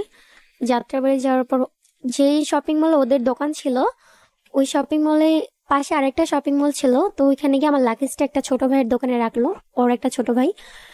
তারপর আমরা দুজন বের হলাম যে হাতে তো ক্যাশ টাকা নাই, তো চেনটা বিক্রি করতে হবে, দেন বিয়ে করতে হবে। আচ্ছা দেন ওদের পাশে যে শপিং মলটা ছিল ওখানে ঢুকলাম। ঢোকার পর দেখলাম যে মানে দরে দামে মিলতেছে না, ঠিক আছে। তো ওইখানে আর বিক্রি হলো না, বের হয়ে গেলাম আমরা। তো ওর যে শপিং মল ওদের দোকান আছে ওইটাতে ঢুকলাম 2 তলায়। যখন আমি স্বর্ণকারের দোকানে সেটা বিক্রি করবো এমন একটা মুহূর্তে, ততক্ষণে আমার ফ্যামিলি ও ফ্যামিলি দুইটাই মানে জানাজানি হয়ে গেছে, ঠিক আছে। জানাজানি হয়ে গেছে, দেখতেছে আম্মুর নাম্বার থেকে অপূর্বর নাম্বারে কল আসছে। তখন তো মানে আমার কলেজে আর পানি নেই, যে তার মানে তো কি সব জানাজানি হয়ে গেছে, কারণ আম্মুর তো অপূর্ব নাম্বার পাওয়ার কোনো চান্সই নেই, ঠিক আছে। তো আমার একটা ফ্রেন্ড, যে কোনো একটা ফ্রেন্ড, ওর নামটা আমি বলতে চাচ্ছি না, যাই হোক, ও আম্মুকে অপূর্ব নাম্বারটা দেয়। তো যখন আম্মুর নাম্বার থেকে কল আসে তখন আমি অপূর্ব থেকে ফোনটা কেড়ে নিই, নিয়ে আমার কাছে রেখে ফোনটা কেটে আমি ফোনটা সুইচ অফ করে দিই। তো আমার কথা হচ্ছে, আমার ভয়টা হচ্ছে যে আম্মু অপূর্ব চাচ্ছে আম্মুর সাথে কথা বলতে। একটা প্রশ্ন হিয়া, এখানটাতে এই প্রশ্নটা করাটা মানে আমার খুব করতে ইচ্ছে হচ্ছে। এই যে মানে আপনি নিজেই বলছিলেন যে আপনি ব্রোকেন ফ্যামিলির একটা মেয়ে, যেখানে আপনার বাবার সাপোর্ট একদমই ছিল না, যে আপনার মা বেতন পেয়ে আপনার হাতে পুরোটা টাকা তুলে দিত, যেখানে সবসময় একটা হাজবেন্ড তার ওয়াইফের কাছে যে টাকাটা তুলে দেয়, যেই মা এত কিছুর পর, আপনার মা যতদিন পর্যন্ত আপনার সঙ্গে ছিল তো আপনার মা তো সিঙ্গেল ছিল তাই না? হ্যাঁ। এরপর তো আর না না না, কিছু ডিভোর্স করেনি। ছিল নাকি? না, আছেও, ডিভোর্স হয়নি তাদের, আচ্ছা, ডিভোর্স হয়নি কিন্তু দূরত্ব দুজনে। দূরত্ব ওকে, দুজনের। তো এই মানুষটাকে মিথ্যে বলে বা এই মানুষটার সাথে এই মানুষটাকে ঠকিয়ে আপনার একটা বারও কি বিবেকে কাজ করছিল না যে আমার বয়ফ্রেন্ডকে আমি 1 বছর ধরে চিনি আর আমার মাকে আমি আমার জন্মের পর থেকে চিনি? একটা বারও খারাপ লাগছিল না? হ্যাঁ, খারাপ, অনেকবারই খারাপ লাগছে, বা মনে হয়েছে এটা যে আমি ভুল করতেছি বা কি করতেছি, আমি এটা ঠিক করতেছি না। তখন এটাও কাজ করতেছিল যে এখন যদি, তখন অপূর্বর ফ্যামিলি থেকে আগে একটু বলে নেই যে মেয়ে দেখতেছিল, কারণ হচ্ছে যে আমার যিনি শাশুড়ি ছিলেন সে শারীরিকভাবে খুবই অসুস্থ, তার 2টা কিডনি নষ্ট, ড্যামেজ হয়ে গেছে, তার শ্বাসকষ্ট আছে, বিভিন্ন ধরনের আরো রোগ আছে, মানে সে আচ্ছা। টোটালি একটা রোগী। ঠিক আছে, তো ডক্টরের কথা অনুযায়ী সে আর 1 বছর বাঁচবে, এরকমটা ডক্টর বলছে, আর বাকিটা আল্লাহর উপর। ঠিক আছে, তো অপূর্ব যখন এরকম ভাবে আমার কথাটা জানাইলো, ওইখানে আমার একটা মায়া কাজ করছে যে আবার মেয়ে দেখতেছে, তো আমি ভাবলাম যে মেয়ে যেহেতু দেখতেছে, ঠিক আছে, তো বিয়ে তো করে ফেলবে, তো তখন ওকে আমি ভালোবাসি, ওকে আমার দরকার। তারপর আমার ফ্যামিলি থেকে হচ্ছিল যে মেট্রিক পরীক্ষাটা দেওয়ার পর বা ইন্টার ফার্স্ট ইয়ারে ওঠার পর আমাকে বিয়ে দিয়েই দিবে, কারণ আমি যখন ক্লাস 9-এ তখনই সম্বন্ধ আসতেছে, ঠিক আছে, বিয়ে দিয়েই দিবে। তো ভাবলাম যে মেট্রিকের পর তো আমাকে বিয়ে দিয়েই দিবে, আর তখন অলরেডি আমি ক্লাস 10-এ।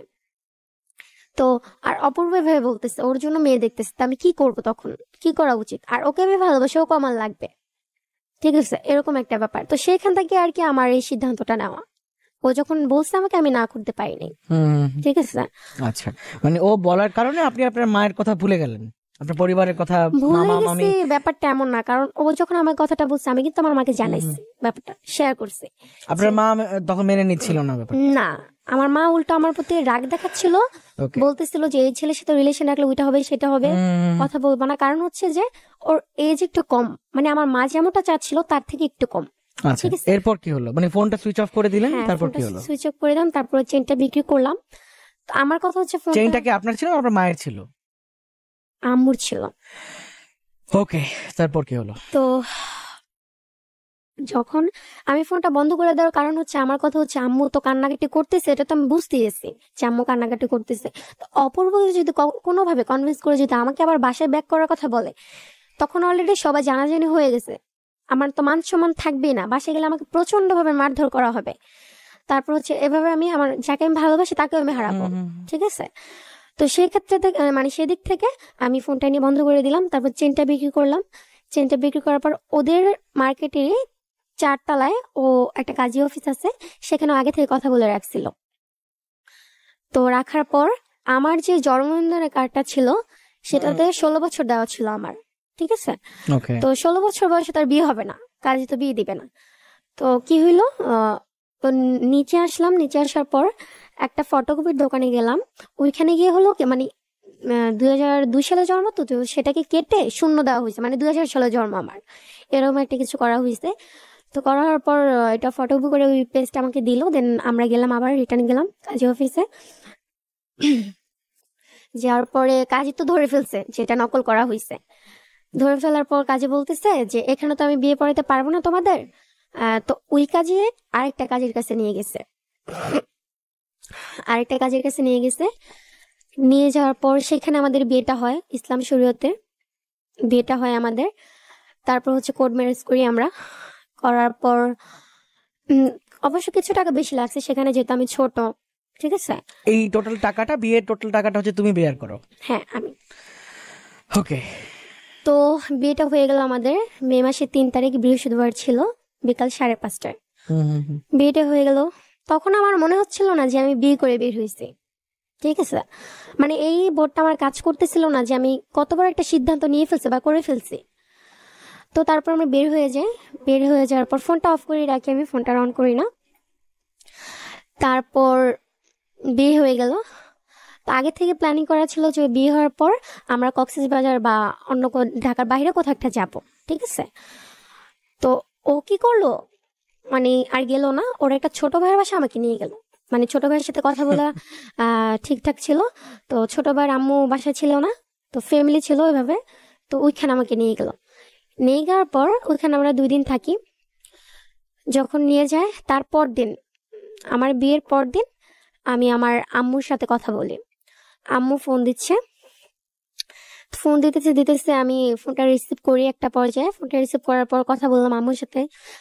মানে আমি যেরকমটা ভাবছি যে আম্মু আমাকে বকাবাজি করবে বা আমার সাথে কথা বলবে না, গালিগালাজ করবে, বাট ওরকমটা কিছুই ছিল না। মানে আম্মু আমার সাথে একেবারে, যখন আমি ফোনটা রিসিভ করি, একেবারে নর্মালি কথা বলতেছে। মানে আমি যতটা ভয় পাইছি ওরকম কিছুই হয়নি, নর্মালি কথা বলতেছে। আমার বলতেছে ফোন ধরতেছিস না কেন? পরে আমি বললাম আমি কিছু বলতেছি না, চুপ করে আসছে। পরে বলতেছে তুই কই আসস? তো আম্মু ভাবছে কি যে হয় না এরকম যে মেয়েদের নিয়ে গিয়ে পাচার করে দিল, বা হচ্ছে যে একটা মেয়েকে নিয়ে গেল বিক্রি করে দিল, বা একটা বদনাম ছড়াইলো, তার আবার ব্যাগ পাঠায় দিল, এরকম হয় না অনেক সময়। তা আম্মু ওই ভয়টা পাইছিল। তা আম্মু আম্মু আমাকে বারবার জিজ্ঞেস, বিয়ে করছিস তোরা? আমাকে বলতেছে, পরে আমি বলছি হ্যাঁ বিয়ে করছে। তা আম্মু বিশ্বাস করতেছে না কথাটা। তো আম্মু আমাকে বললো যে যেহেতু আমার কথা ছাড়া বিয়ে করছিস, ঠিক আছে, তো থাক, তুই তোর লাইফ নিয়ে থাক, কখন আমার পরিচয় দিবি না, ঠিক আছে, আমার কাছে কখনো আসিস না। এ কথাটা বলার পর তো ফোনটা রেখে দিলাম। রেখে দেওয়ার পর তারপর দিন, আমাদের বিয়ের পর দিন সকালবেলা আমার শাশুড়ি আমার হাজবেন্ডকে ফোন দেয়। তো আমার হাজবেন্ড, তারা মানে নর্মাল, ঠিক আছে, তো কথা বলতেছে আমার হাজবেন্ড আমার শাশুড়ির সাথে। কথা বলার পর আমার শাশুড়ি একটা পর্যায়ে আমার সাথে কথা বলতে চায়। আমার সাথে কথা বলার পর সে আমাকে একটা কথাই বলে যে যেহেতু আমার কাছে চলে আসছো আম্মুকে ছেড়ে, কখনো আর আমার কাছে যেতে পারবা না। আপনার শাশুড়ি এই কথাটা বলে? হ্যাঁ, কখনো আর তুমি তোমার মার কাছে যাইতে পারবা না। তখন আপনি প্রশ্ন করেননি যে কেন আমার মায়ের কাছে আমি কেন ফিরতে পারবো না? আসলে কি তখন হচ্ছে একটা হচ্ছে যে আমি নতুন বউ, এরকম একটা জিনিস কাজ করছে যে এখন তো একটা ভুল আমরা করছি, একটা অপরাধ করছি আমরা, ঠিক আছে, তার উপর উনি আমার শাশুড়ি হন, ওনার সাথে আমার বেয়াদবি করা ঠিক হবে না, ঠিক আছে। এই কোশ্চেনটা করা মানে একটা বেয়াদবি করে ফেলা, আমার এটা মনে হয়েছে। বাট এটা তখন আপনার এটা মাথায় আসলো যে আপনার শাশুড়ির সঙ্গে বেয়াদবি করা যাবে না, এটা মাথায় আসেনি যে আপনার মা ওদিকটায় কষ্ট পাচ্ছে? হ্যাঁ, এটা মাথায় আসছে। আমি তো তারপর আম্মুর জন্য কান্না করতেছি, কিন্তু কান্না করে কি হবে, কিছু তো হবে না, সেটাই। তো আমার শাশুড়ি যখন আমার এই কথা বললো তখন আমি মানে আমার মাথায় এটা আসছে, আর আমার হাজবেন্ড আমাকে শিখাইছে আচ্ছা ঠিক আছে এখন বলো যে যাবা না, পরেরটা পরে দেখা যাবে, ঠিক আছে। তখন ব্যাপারটা হ্যান্ডেল করার জন্য আমি বলছি আচ্ছা ঠিক আছে আমি যাবো না মা, আপনি যা বলবেন তাই হবে, ঠিক আছে। তো এই কথা বলার পর অপূর্বকে বললো যে যেহেতু বিয়ে করিয়ে ফেলছোস তাহলে আর বাড়ির বউকে বাইরে রাখার দরকার নাই, বাসা নিয়ে আয়। তার মধ্যে আমার শাশুড়ি একটা কন্ডিশন দিয়েছিল। কি কন্ডিশন দিল? কন্ডিশনটা ছিল এরকম যে পালায় বিয়ে করছো ঠিক আছে, মেয়ে গরিব হোক তাও মাইনে নিলাম, কিন্তু কথা হচ্ছে যে বউ আমার সুন্দরী হতে হবে। আচ্ছা, সুন্দরী হতে হবে, সুন্দর যদি না হয় বউ তাহলে তোদের তো আমি কিছু করতে পারবো না, আমি নিজেই মরে যাবো গলায় ফাঁসি দিয়া। অদ্ভুত। তারপর? ঠিক আছে, তো যখন এই কথা বললো তো আমি আর কিছু বলি না, আমার আর কি বলার থাকে সেখানে। তারপর দিন আমি কি করলাম, মার্কেটে গেলাম। তো অপূর্ব বলতেছে যে আম্মুর জন্য একটা শাড়ি নিয়ে যাব। তো আমি ভাবলাম যে টাকা তো আছে, আর আম্মুর জন্য একটা শাড়ি নিয়ে যাবো, সেখানে আমার শ্বশুর আছে, ঠিক আছে, তো উনি একটু মন খারাপ করবে, বা আমার দেবরটা আছে ওকে দিব না, এরকম হয় না। তো টাকা যে ছিল বিয়ে করার পর তো অনেকগুলা টাকাই ছিল, থাকার পর ওই টাকা দিয়ে কি করলাম। আপনি টোটাল কত টাকা নিয়ে বাসা থেকে পালাইছিলেন, বা কত টাকার প্রোডাক্ট নিয়ে? আমি এক ভরির একটা চেন, আমি তো জানি না স্বর্ণের দাম কত, এক ভরির একটা চেন, আর হচ্ছে যে একটা হচ্ছে আংটি। আমার আম্মু যে বাইরে ছিল, বাইরে থেকে আনছে আম্মু, ঠিক আছে। তো ওই টাকাটা দিয়ে কি করলাম, শপিং এ গেলাম, যাওয়ার পর আমার শ্বশুরের জন্য, শাশুড়ির জন্য, তারপর হচ্ছে যে শ্বশুরের জন্য কিনতে পারিনি, কারণ হচ্ছে যে শাশুড়ির জন্য, তারপর আমার যে ননাস ছিলেন তার একটা ছেলে হয়েছে শুনছি। তো যেহেতু আমি অপূর্বকে বিয়ে করছি, অপূর্ব ঘরের সংসারের বড় ছেলে, তো আমি হচ্ছে বড় মামি হিসেবে তো পরিচিত হব। তো যেহেতু ননাসের একটা ছেলে হয়েছে, তো ভাবলাম যে ওকে আমি যে কোলে নেব, একটা সালামি তো দিতে হয়, সেক্ষেত্রে আমি করলাম, ননাসের ছেলের জন্য শপিং করলাম, জামা কাপড় মানে কিনলাম। যেদিন বিয়েটা করলেন সেদিনই? না, এটা তার 2 দিন পর। 2 দিন পর? হ্যাঁ। তো এই 2 দিনের মধ্যে আপনার মা আপনাকে কল করেন নাই? হ্যাঁ, ওই যে বললাম বিয়ের পর দিন আমার সাথে কথা হয়েছে। এরপর আর তিনি কল দেয়নি? হ্যাঁ, এরপরও তিনি কল দিতেছে, সে যে আমাকে আচ্ছা বলছে যে তুমি তোমার মতো থাকো, আমি আমার মতো থাকি, তুমি যে চলেই গেছো আমার থেকে, আর আচ্ছা, কখনো আসবে না আমার কাছে, তোমার পরিচয় এটার দিব পর না। আর কোনো কথা ঠিক আছে, হয়নি? এটার পর হ্যাঁ কথা হয়েছে। মার মন তো, আমি তো তার একটা মাত্র মেয়ে, আমার তো আর কোনো ভাই বোন নাই। তো 1 ভরি গোল্ড আর ক্যাশ টাকা কি ছিল? না, ক্যাশ টাকা 1 টাকাও ছিল না। মানে মিনিমাম তাহলে আমরা যেটা বলতে পারি 1 ভরি গোল্ডের বর্তমান বাজার মূল্য যেটা 42 থেকে 45 হাজার টাকা বর্তমান বাজার মূল্য। হ্যাঁ, ওটা তখন 2-3 বছর আগের দুই ছিল। তিন বছর আগে আমরা ধরে ধরে নিচ্ছি প্রায় 36 থেকে 40 হাজার মানে মোট আমি বা কত 42 হাজার এরকমই একটা অ্যামাউন্ট হবে, এই তো? হ্যাঁ, আর একটা আংটি নিয়েছিলাম। আচ্ছা, মিনিমাম 50 থেকে 60 হাজার টাকা। হ্যাঁ, এরকম নিয়েছিলাম, কিন্তু সেটা বিক্রি অলরাইট। করছে খুবই কম টাকায়। ঠিক আছে, তো আমি মার্কেটে গেলাম, শপিং করলাম সবার হুম জন্য। হুম হুম। শপিং করার পর আমার জন্য একটা ড্রেস কিনলাম, যেহেতু আমি বাসা থেকে তেমন কোনো ড্রেস নিয়ে আসিনি। তো একটা ড্রেস কিনলাম, অপূর্বকে শপিং করে দিলাম। তারপর বাসায় আসলাম আমরা। বাসায় আসার পর তারপর দিন আমি আমার শ্বশুর বাড়িতে যাব। ঠিক আছে, তো আমার শাশুড়ি বারবার ফোন দিয়ে একটা কথাই বলতেছে, বউ সুন্দরী হতে হবে। আচ্ছা, ঠিক আছে, তো বিকালবেলা আমি আমার শ্বশুর বাড়িতে যাই। যাওয়ার পর মাঝপথ থেকে একটা আন্টি নিতে আসে। অপূর্বদের বাসায় যে ভাড়াটি আন্টি ছিলেন, তিনি আমাকে নিতে আসেন, কারণ এলাকা দিয়ে যেহেতু আমরা পালায়ে বিয়ে করছি, এলাকা দিয়ে ঢুকতে গেলে হয়তো বা অনেকে অনেক কথা বলবে দুজনে একসাথে। তো তার জন্য সে আমাকে আগেই নিয়ে গেলেন। নিয়ে যাওয়ার পর যখন বাসায় ঢুকলাম, আমার শাশুড়ি খাটের উপর বসা, সোফার মধ্যে 2টা আন্টি বসা। হুম হুম। তো আমি ঢোকার পর যে আন্টিটা আমাকে নিয়ে গেছে, সে আন্টি আমাকে পরিচয় করে দিতেছে, এটা তোমার শাশুড়ি। তখন আমি কি করলাম, আমি আম্মুর পা ধরে সালাম করলাম। ঠিক আছে, সালাম করার পর আমি বললো যে, তারপর 2টা আন্টি ছিল তাদেরও সালাম করলাম। সালাম করার পর আমি আম্মুর পাশেই বসলাম। ঠিক আছে, আম্মুর পাশে বসার পর সে আমার দিকে ওই একবারই তাকাইছে, হুম হুম। যে আমি যে ঢুকছি বাসায় ওই একবারই তাকাইছে, আর তাকায়নি। মানে তার আমাকে তার পছন্দ হয়নি। ঠিক আছে, আচ্ছা, ব্যাপারটা এরকম। তো অপূর্ব যখন ঢুকলো বাসায়, দেখতেছে তার মুখ কালো, আমার শাশুড়ির মুখ কালো, আমি পাশে বসে আছি, আমি তো মাথা নিচু করে বসে আছি। তো আমি যদি মাথা নিচা করে বসে থাকলেও কিন্তু অ্যাঙ্গেল থেকে দেখা যাচ্ছে যে কেউ যদি কিছু বলে বা ইশারা দিয়ে কিছু বলে কিন্তু আমি দেখতে পারবো, তাই না? তো অপূর্ব জিজ্ঞেস করতেছে আমার শাশুড়িকে যে, আম্মু তোমার পছন্দ হয় নাই? তো আমার শাশুড়ি ডিরেক্টলি মুখের উপর না বলে দিছে যে না, আমার পছন্দ হয় নাই। ঠিক আছে, তো অপূর্ব কি করলো, পাশের রুমে নিয়ে আমার শাশুড়িকে আর আমাকে নিয়ে, মানে আমাকে বললো যে, আমার শাশুড়ি পা ধুরা মাপ চাইতে বললো। তো আমি আমার শাশুড়ি পা ধুরা কান্নাকাটি করলাম। করার পর আচ্ছা, এই বলতেছে, কান্নাকাটিটা করার কারণটা কি ছিল? মানে মানে আপনি আমার ভেতর থেকে একটা অপূর্ব জাস্ট বলছে যে আম্মুর কাছে মাপ চাও। না না, মাফ চাওয়ার এখানে কি মানে? মাফ তো উনি চাবেন, যে উনি বিয়েটা করছেন, তাই না? উনি তো একটা ছেলে এবং উনি দায়িত্ব নিয়ে বিয়েটা করলেন। মানে আপনি কেন মাফ চাচ্ছিলেন তার কাছে? তার কথা হচ্ছে যে বিয়েটা তো মানে আপনি সুন্দর না এই জন্য? না, আমার শাশুড়ি তো আমাকে পছন্দ হয়ই নাই। আচ্ছা, ঠিক আছে, তার মধ্যে হচ্ছে অপূর্ব যে থিওরিটি ছিল যে আমরা দুজন পালিয়ে গিয়ে বিয়ে করছি, অপরাধ করছি, তো দুজনের সাথে হ্যাঁ মাপ চাওয়া। তা আমি আর ওটাতে অন্যমত করি নাই, কারণ হচ্ছে যে আমি ভুল করছি, তাকে আমি কষ্ট দিয়েছি, আমার শাশুড়িকে আমি কষ্ট দিছি। আচ্ছা। তার আমাকে পছন্দ হোক বা না হোক সেটা হচ্ছে পরের কথা, আমার মাকেও আমি কষ্ট দিছি, তাই না? হুম হুম। তো এই ক্ষেত্রে যদি আমার মার, মানে আমার মার দিকে হয়তো সেম কাজটাই কিন্তু হতো। ঠিক আছে, তো তো আমি কি করলাম, আমার শাশুড়ির পা ধরে মাপ চাইলাম। এক পর্যায়ে আমি খুব কান্না করে দিছি, কান্না করতে করতে আমার শাশুড়ি আর আমাকে আপনার ধরে- হাজবেন্ড কি করলো তখন আপনি যখন মাফ চাইলেন? তখন আমার হাজবেন্ড আমার শাশুড়িকে বলতেছে, মা আমি যা ভুল করছি, ভুল তো করেই ফেলছি, এখন কি করবা আচ্ছা। বলো, মাফ করে দাও, হ্যান ত্যান হুম এগুলো হুম হুম। বলতেছে। তো একটা পর্যায়ে আমার শাশুড়ি আমাকে ধরে উঠালো আর একটা কথা বলে যে, আমার হয়তো বা পছন্দ হয় নাই, কিন্তু কেউ যদি আদর করে সেটা আমি করবো, আর কে বকা দিলে আমি করবো। ঠিক আছে, তো কথাটা আমার ভালো লাগছে, সে আমাকে পছন্দ করুক বা না করুক। ঠিক আছে, ওকে। তা করার পর কিছুক্ষণ পর পাশের বাড়ি থেকে যে দাদুরা ছিল, দাদিরা ছিল, বা আন্টিরা ছিল, কাকিরা ছিল, দেখতে আসলো আমাকে। দেখতে আসার পর 10 মিনিট পর, আমি ওদের ভাষায় ঢোকার 10-15 মিনিট পর আমার শাশুড়ি আমাকে বলতেছে যে চা বানিয়ে দাও দাদিকে। ঠিক আছে, তখন আমি পাকঘরে ঢুকলাম ফার্স্ট ওদের। ঢোকার পর সবার জন্য চা বানাইলাম, সবাইকে দিলাম। দেওয়ার পর আসলো কে, আমার ননাসের হাজবেন্ড। তখনও কিন্তু আমাদের পুরোপুরিভাবে মেনে নেওয়া হয় নাই, জাস্ট আমি বাসে আসছি এইটুকে। তো আমার ননাসের হাজবেন্ড আসলো, আমার শাশুড়ি কি করলো, আমার হাজবেন্ডকে বললো যে রেমন আসলে রেমনের পা ধরে বসে থাকতে বলবি তোর বউরে। কেন মানে ওনার পা ধরে কেন বসে থাকতে হবে? একটা কথা বলি যে আমার শ্বশুরবাড়ির ফ্যামিলিটা থেকে, হুম যে আমার ননাস ছিলেন সবার বড়, আমার হাজবেন্ডেরও বড়। ঠিক আছে, বড় আচ্ছা। মেয়ে ছিলেন, ওনার বিয়ে হয়ে গেছে, একটা ছেলেও আছে এখন আল্লাহর রহমতে।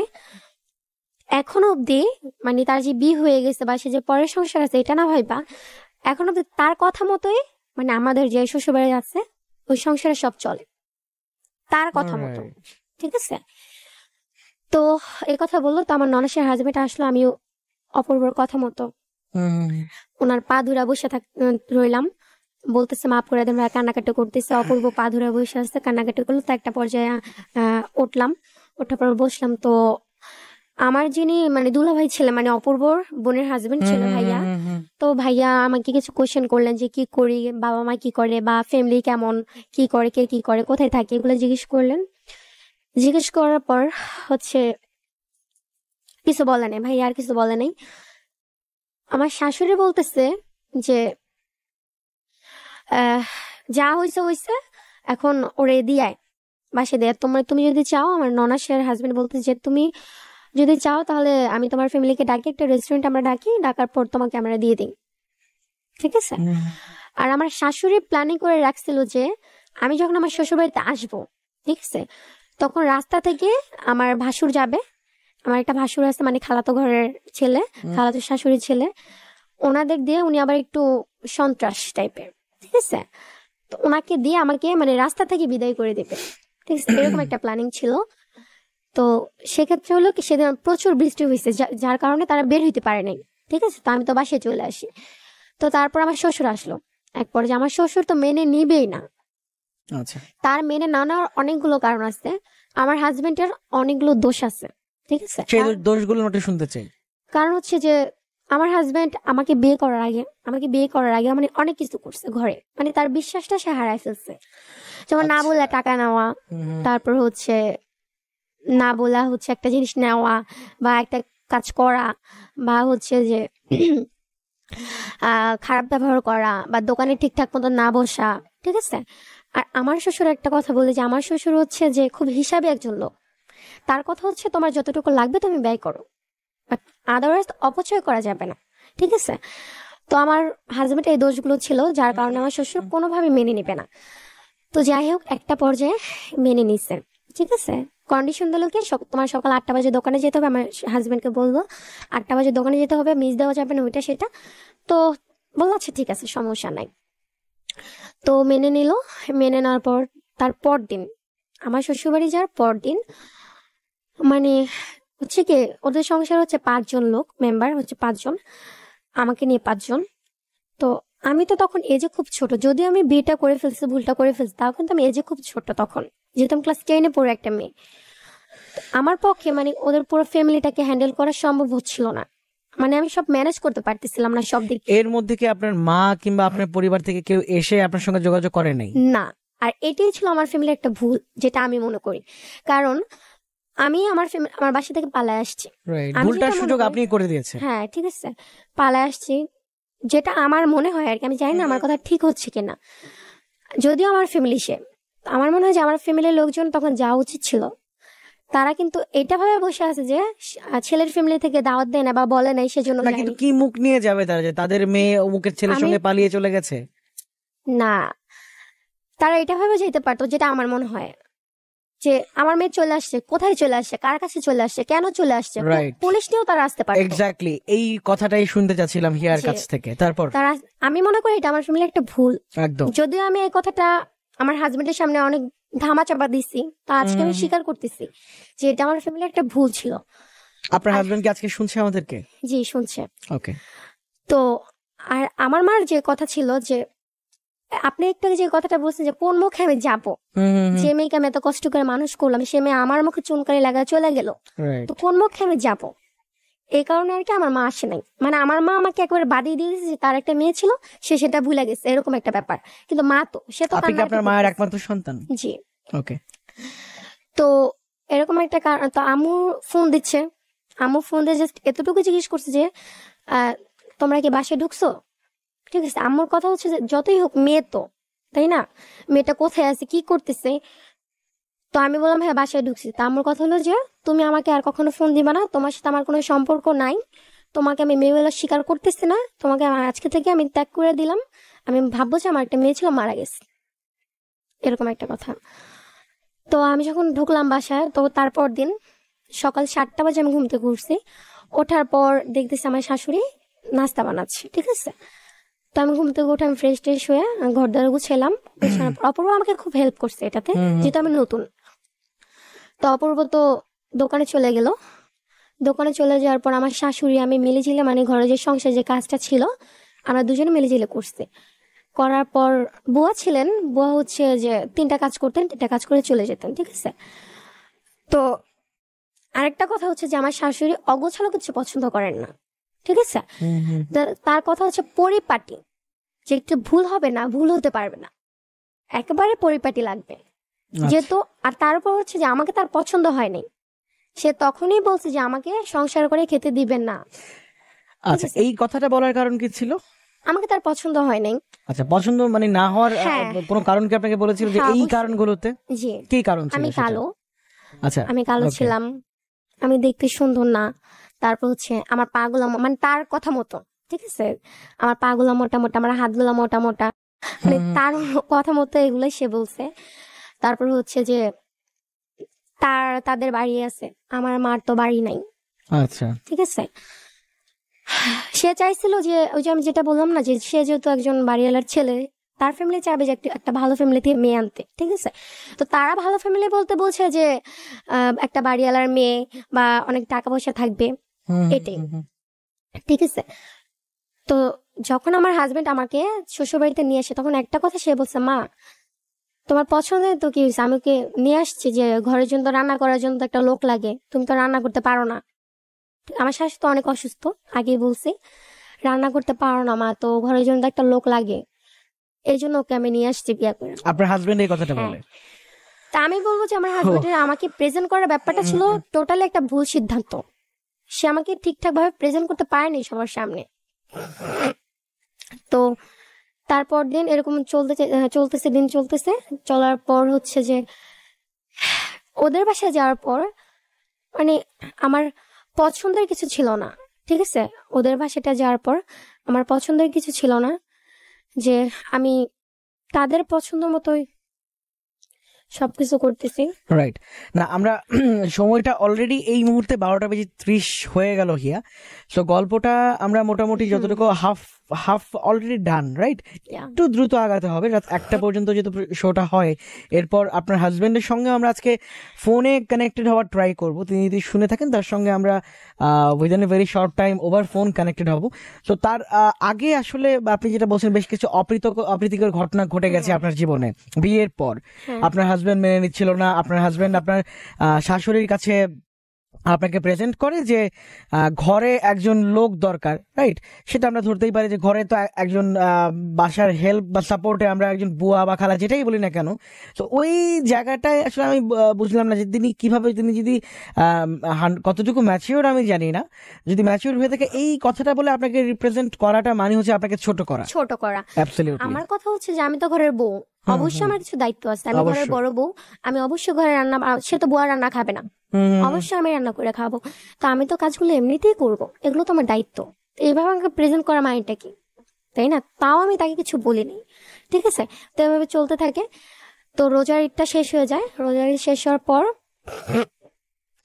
হয় ঈদের 3 দিন পর আমার ননাস, তারপর হচ্ছে যে আমার যে ভাসুররা ছিলেন, অপর যে কাজিনরা ছিলেন, দেবর ছিলেন, ভাসুর ছিলেন, ননাসরা ছিলেন, তো ওরা সবাই আমাদের বাসায় বেড়াতে আসে, ঠিক আছে। বেড়াতে আসার পর প্রায় আমরা আমাদের ঘরের সদস্য মিলে 10-15 জন লোক হয়ে যায়, ঠিক আছে। তো ওনারা আসার আগে আমার ননাস আর শাশুড়ি বারবার আমাকে বলছে যে এমন কোনো কাজ করবা না যাতে ওদের চোখে তুমি ছোট হও, বা ঘর বলো সবকিছু তুমি পরিষ্কার রাখবার, সবকিছু দ্রুত করার চেষ্টা করবা, ঠিক আছে। মানে তাদের কথা হচ্ছে যে আমি যে ঘরে একটা খাবার দেওয়ার পর যে একটা নোংরা পড়ে আসছে, ওটা যাতে আমি সাথে সাথে করে ফেলি, এখন আমি খাই বা না খাই, এরকম ছিল। তো ওরা যখন আসলো তখন আমি ওনাদের কথা মতো যথাসাধ্য চেষ্টা করছি, ঠিক আছে। ওনাদের আমি 1 গ্লাস পানি নিয়েও খাইতে দেয়নি। তো তারপর এরকম চলতে থাকে। তো রাতে যখন খাবার দিই, ঠিক আছে, খাবার দেওয়ার পর সবার খাওয়া শেষ হয়ে যায়। খাওয়া শেষ হওয়ার পর এখন আমার ভাসুর বলতেছে, মেঘলা, সবাই বলতেছে আমাকে খাইতে বসতে, বাট আমি বলতেছি যে না, আমি একটু পরে বসবো, আপনারা খান, আমি পরে খাবো। কারণ হচ্ছে যে আমি ঘরের বউ, সবাইকে খাওয়া, তারপর আমি খাবো। তো খাবারটা যখন আমি তাই সবাইকে খাওয়াই, তো হচ্ছে যে একটা পর্যায়ে হয় কি যে খাবারটা একটু শর্ট হয়ে যায়, ঠিক আছে। আচ্ছা। তো আমার ভাসুর বলতেছে, মেঘলা তুমি একটু খাও আমার সামনে বসে, আমি দেখি তুমি কিভাবে খাও। তা আমি বললাম যে আচ্ছা ভাই আমি একটু পরে খাই। বলতেছে না তুমি আমার সামনেই খাও। তা আমি যেতটুকু খাবার ছিল অতটুকু নিয়ে মানে আমি ওনার সামনে খাইতে বসছি। তো যে তরকারি যে মানে বাটিটা ছিল, আমার শাশুড়ি কি করলো, বাটিটা নিয়ে ফ্রিজে ভরে রাখছে। আর আমি যে খাইতে বসছি সে সেটা দেখে ফ্রিজে ভরে রাখছে। তো এইটা আবার নোটিস করছে যে আমার যে ননাস ভাসুরা ছিলেন তারা নোটিস করছে যে মেঘলা খাইতে বসলো, সেখানে বাড়িটা ভরে রাখলো, ঠিক আছে। তো যাই হোক, এগুলা করার পর আমি আর কিছু বলি না, আমি খাওয়া দাওয়া উঠে গেলাম। তো সেদিন আমার রাতে তাদের সাথে গল্প করতে করতে রাতে প্রায় 4টা বেজে গেছে। 4টা বেজে যাওয়ার পর দিন সকালে মানে রান্না বাড়া করলাম। একটা আন্টি ছিলেন, তিনি আমাকে হেল্প করছে, তিনি আমি মিলেই রান্না করলাম। রান্না করার পর সবাই খাইতে দিচ্ছি, ঠিক আছে। দুপুরবেলা খাইতে দেওয়ার পর এখন সবাই বলতেছে মেঘলা তুমি বসে পড়ো। তা আমি বলছি না আপু আমি পরে খাবো। এর মধ্যে আমার ননাশুটা বলতেছে যে আমার ননাশু কিন্তু আমাকে পছন্দ করে নাই, ঠিক আছে। তো আমার ননাশ বলতেছে ও ও এখন খাবে না, ও পরে খাবে, ও বাড়ির বউ না, ও 5টার সময় খেলেও সমস্যা নাই, ঠিক আছে। তো আমি আর কিছু বললাম, আমি বললাম হ্যাঁ আপু আমি পরে খাবো। তো এই কথা বললাম, তো ওনাদের খাওয়া দাওয়া প্রায় শেষের দিকে তখন আমার শাশুড়ি আমাকে খাবার দিচ্ছে, ঠিক আছে। বলতে তুমি বসে পড়ো। তো 15 জন মানুষ মানে প্লেটে শর্ট হয়ে গেছে, প্লেট নামাইতে হইব। তো আমার শাশুড়ি আবার আগের থেকে স্টিলের প্লেটে খাইতো, কারণ উনি হচ্ছে অসুস্থ, তো কাচের প্লেট নিতে পারে না, ভাতটা সহ্য করতে পারে না। আচ্ছা। তো আমার শাশুড়ি কি করছে, তিনিও স্টিল প্লেটে খাইতে বসছে, আমাকে স্টিল প্লেটে দিছে। কারণ হচ্ছে এখন যদি আবার নামাইতে যাই তাহলে সরতে হবে ওনাদের, মানে একটা প্রবলেম ক্রিয়েট হবে। তো আমাকে স্টিল প্লেটে খাইতে দিছে। তো আমার হাজবেন্ডের একটা ভুল ছিল, যে এটা আমি বলবো যে ভুল, ওর ভুল। কারণ হচ্ছে যে ওর মানে স্টিলের কোনো জিনিস পছন্দ না ওর, ঠিক আছে। আপনার হাজবেন্ড? হ্যাঁ, ওর কথা হচ্ছে কাছের জিনিসপত্র বেশি পছন্দের। তা আমি যে খাইতে বসছি স্টিল প্লেটে, আর হচ্ছে যে আমি নতুন বউ ওর পাশে বসছি, তো ওইটা নিয়ে আমার সাথে রাগারাগি করতেছে, তুমি কেন বসছো স্টিল প্লেটে। তো আমি বললাম কি হয়েছে, বসছি তো কি হয়েছে। এটা আবার আমার শাশুড়ি শুনে ফেলছে যে আমার হাজবেন্ড আমার সাথে রাগারাগি করতেছে। সেই ব্যাপারটা না, মানে আমার হাজবেন্ড ওইটুকু কথাই বলছে যে তুমি কেন বসছো। আচ্ছা। এইটা নিয়ে মানে আমার শাশুড়ি, আমার যিনি ননাস ছিলেন, তারা বিরাট একটা ঝগড়া শুরু করে দেয়। মানে এটা একটা ইস্যু, ঠিক আছে, আর কিছুই না ঝগড়া করার। তো এই ঝগড়ার মাধ্যমে তারা সবাইকে মানে যে মেহমানগুলো ছিল সবাইকে অপূর্বর ভুলগুলা দেখাইব, তাদের উদ্দেশ্য ছিল এটা। তো ঝগড়া হয় অনেক। ঝগড়া হওয়ার পরে অপূর্বকে শাসন করে তার যে বড় ভাইরা ছিলেন, বোনরা ছিলেন, শাসন করার পর ওই ঝগড়াটা ওইখানে মিটমাট হয়ে যায়। মিটমাট হয়ে যাওয়ার পর রাতের বেলায় আমার ননাস আবার একটা কাজ করে, যেটা আমি বলতে চাচ্ছি না এখানে, তাকে আমি ছোট করব না। তো একটা কাজ করছে, মানে আমার যে ননাস যে ভাসুরা আসছেন, ওই ননাসদের আমার ননাসের ফ্যামিলি মানে আমাদের ফ্যামিলি থেকে অতটা পছন্দ করতো না, ঠিক আছে। তার জন্য তাকে কোনো একভাবে ছোট করছে। সে ব্যাপারটা ওনারা বুঝতে পেরে অপূর্বকে শেয়ার করছে। অপূর্ব যখন ওনারা আগায় দিয়ে আসতে যাচ্ছিল তখন শেয়ার করছে। তো অপূর্ব পর এই কথাটা বাসায় এসে আমার শাশুড়িকে বলছে যে আপু যে এই কাজটা করলো, আপু কি ঠিক করছে কাজটা, এভাবে তো তাদের অপমান করা ঠিক হয় না বাসায় ডাইকা। এই কথাটা কেন বললো, ঠিক আছে, কারণ হচ্ছে তার বোন বলছে তুই তোর বোনের ব্যাপারে কি জন্য এই কথাটা বলবি। আচ্ছা। ওদের অপমান করছে তাতে তোর কি। আর হচ্ছে আরেকটা ব্যাপার কি, যারা আমার ননাস ভাসুরা আসছিলেন তারা হচ্ছে যে আমাকে খুব পছন্দ করছেন, আমার যে কাজকর্মগুলো দেখছেন তারা দেখে খুব পছন্দ করছেন। মানে তারা আমার ননাস তারপর হচ্ছে আমার শাশুড়ির সামনে খুব প্রশংসা করছে আমার, ঠিক আছে, যেটা তাদের ভাল লাগে নাই। তো এমনি তারা অপছন্দের ছিলেন, তার মধ্যে এই কাজগুলো করছে। তো অপূর্বকে বলার পর অপূর্ব বাসায় এসে যখন বললো তখন আবার একটা ঝগড়া সৃষ্টি হইলো। হওয়ার পর রাত 2টা বাজে ঝগড়া হইতাছে এরকম। তো আমার ননাস কি করলো, মানে ভাড়াটিয়ার রুমে গিয়ে শুইলো, ঠিক আছে। শোয়ার পর এটা হচ্ছে যে যখন তারা চলে গেছে, তো আমি 2 দিন খুব খাটাখাটি করছি, করার পর আমার শরীরটা খুবই ক্লান্ত। তো আমি কি করছি, ফ্রেশ হয়ে একটু শুইছি, আমার রুমে শুইছি, পর্দাটা দিয়ে একটু শুইছি। তো অপূর্বের মধ্যে আসছে, তো ও আমি শুয়ে রয়েছে পাশের রুমে, আমার শ্বশুর শাশুড়ি বসে আসছে, একটা খারাপ দেখে না পর্দা মেরে খুলে মানে শুইলে, এই জন্য পর্দাটা দিয়ে শুইছে। এটা আবার আমার ননাস মাইন্ড করছে। কেন মাইন্ড করছে, যে সে আসছে আমি কেন পর্দা দিয়ে শুয়ে আসছি, সে তো ঘুমাবে আমি জানি, ঠিক আছে, সে হচ্ছে আমার রুমে ঘুমাবে, আমি হচ্ছে নিচে ঘুমাবো, ঠিক আছে। তো এটা এই ব্যাপারটা নিয়েও ঝগড়া হয়েছে। ঝগড়ার পর রাতে ঝগড়া হইলো, আমার ননাস গিয়ে অন্যজনের রুমে শুইলো। শোয়ার পর সকাল হইলো, আমার শ্বশুর শাশুড়ি ডায়ালিসিস চলে গেল আমার শাশুড়িকে নিয়ে। আচ্ছা ঠিক আছে, তো তারপর তো ওই দিন তো রাত 3টা বেজে গেছে ঘুমাইতে ঘুমাইতে। তো 3টা বেজে গেছে।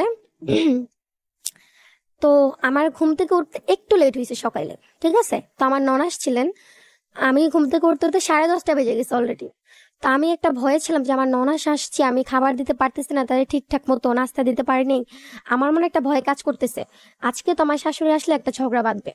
ঠিক আছে, তা আমি কি করলাম, তাড়াহুড়া কইরা মানে নাস্তা বানিয়ে আমার ননাসকে দিলাম।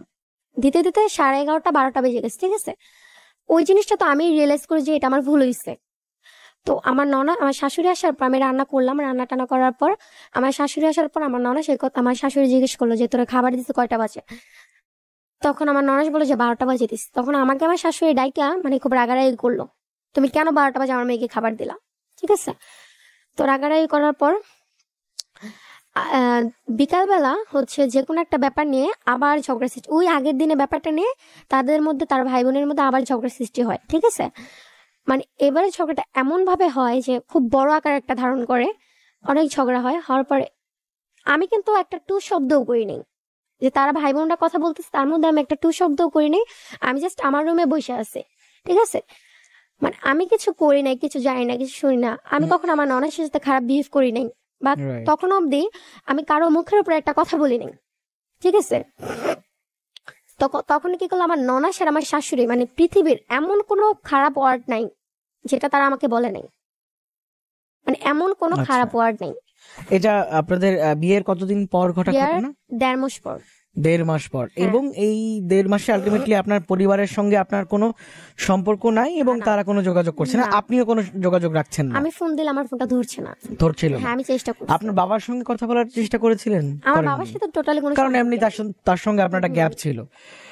অলরাইট, পছন্দও করতাম না, যেহেতু সে আমার দায়িত্ব নিতে চায়নি। ঠিক আছে, এরকম একটা ব্যাপার। এরপর ফাইনালি কি হলো? এরপর যখন আমাকে নানা ধরন ভাবে গালাগালি করতে বলতেছে, মানে একটা পর্যায়ে সে আমাকে জারাত সন্তান বানায় ফেলছে। এরকম একটা আপনার শাশুড়ি? আমার শাশুড়ি, আমার ননাস। আচ্ছা। ঠিক আছে, আমার যে শ্বশুর ছিলেন তিনি তো দোকানে চলে গেছেন, আর আমার দেবর ছিল সামনে। তো অপূর্ব, কিন্তু এর মধ্যে অপূর্ব প্রতিবাদ করতেছে। আপনার দেবরের সঙ্গে আপনার এখানে সম্পর্কটা কেমন ছিল?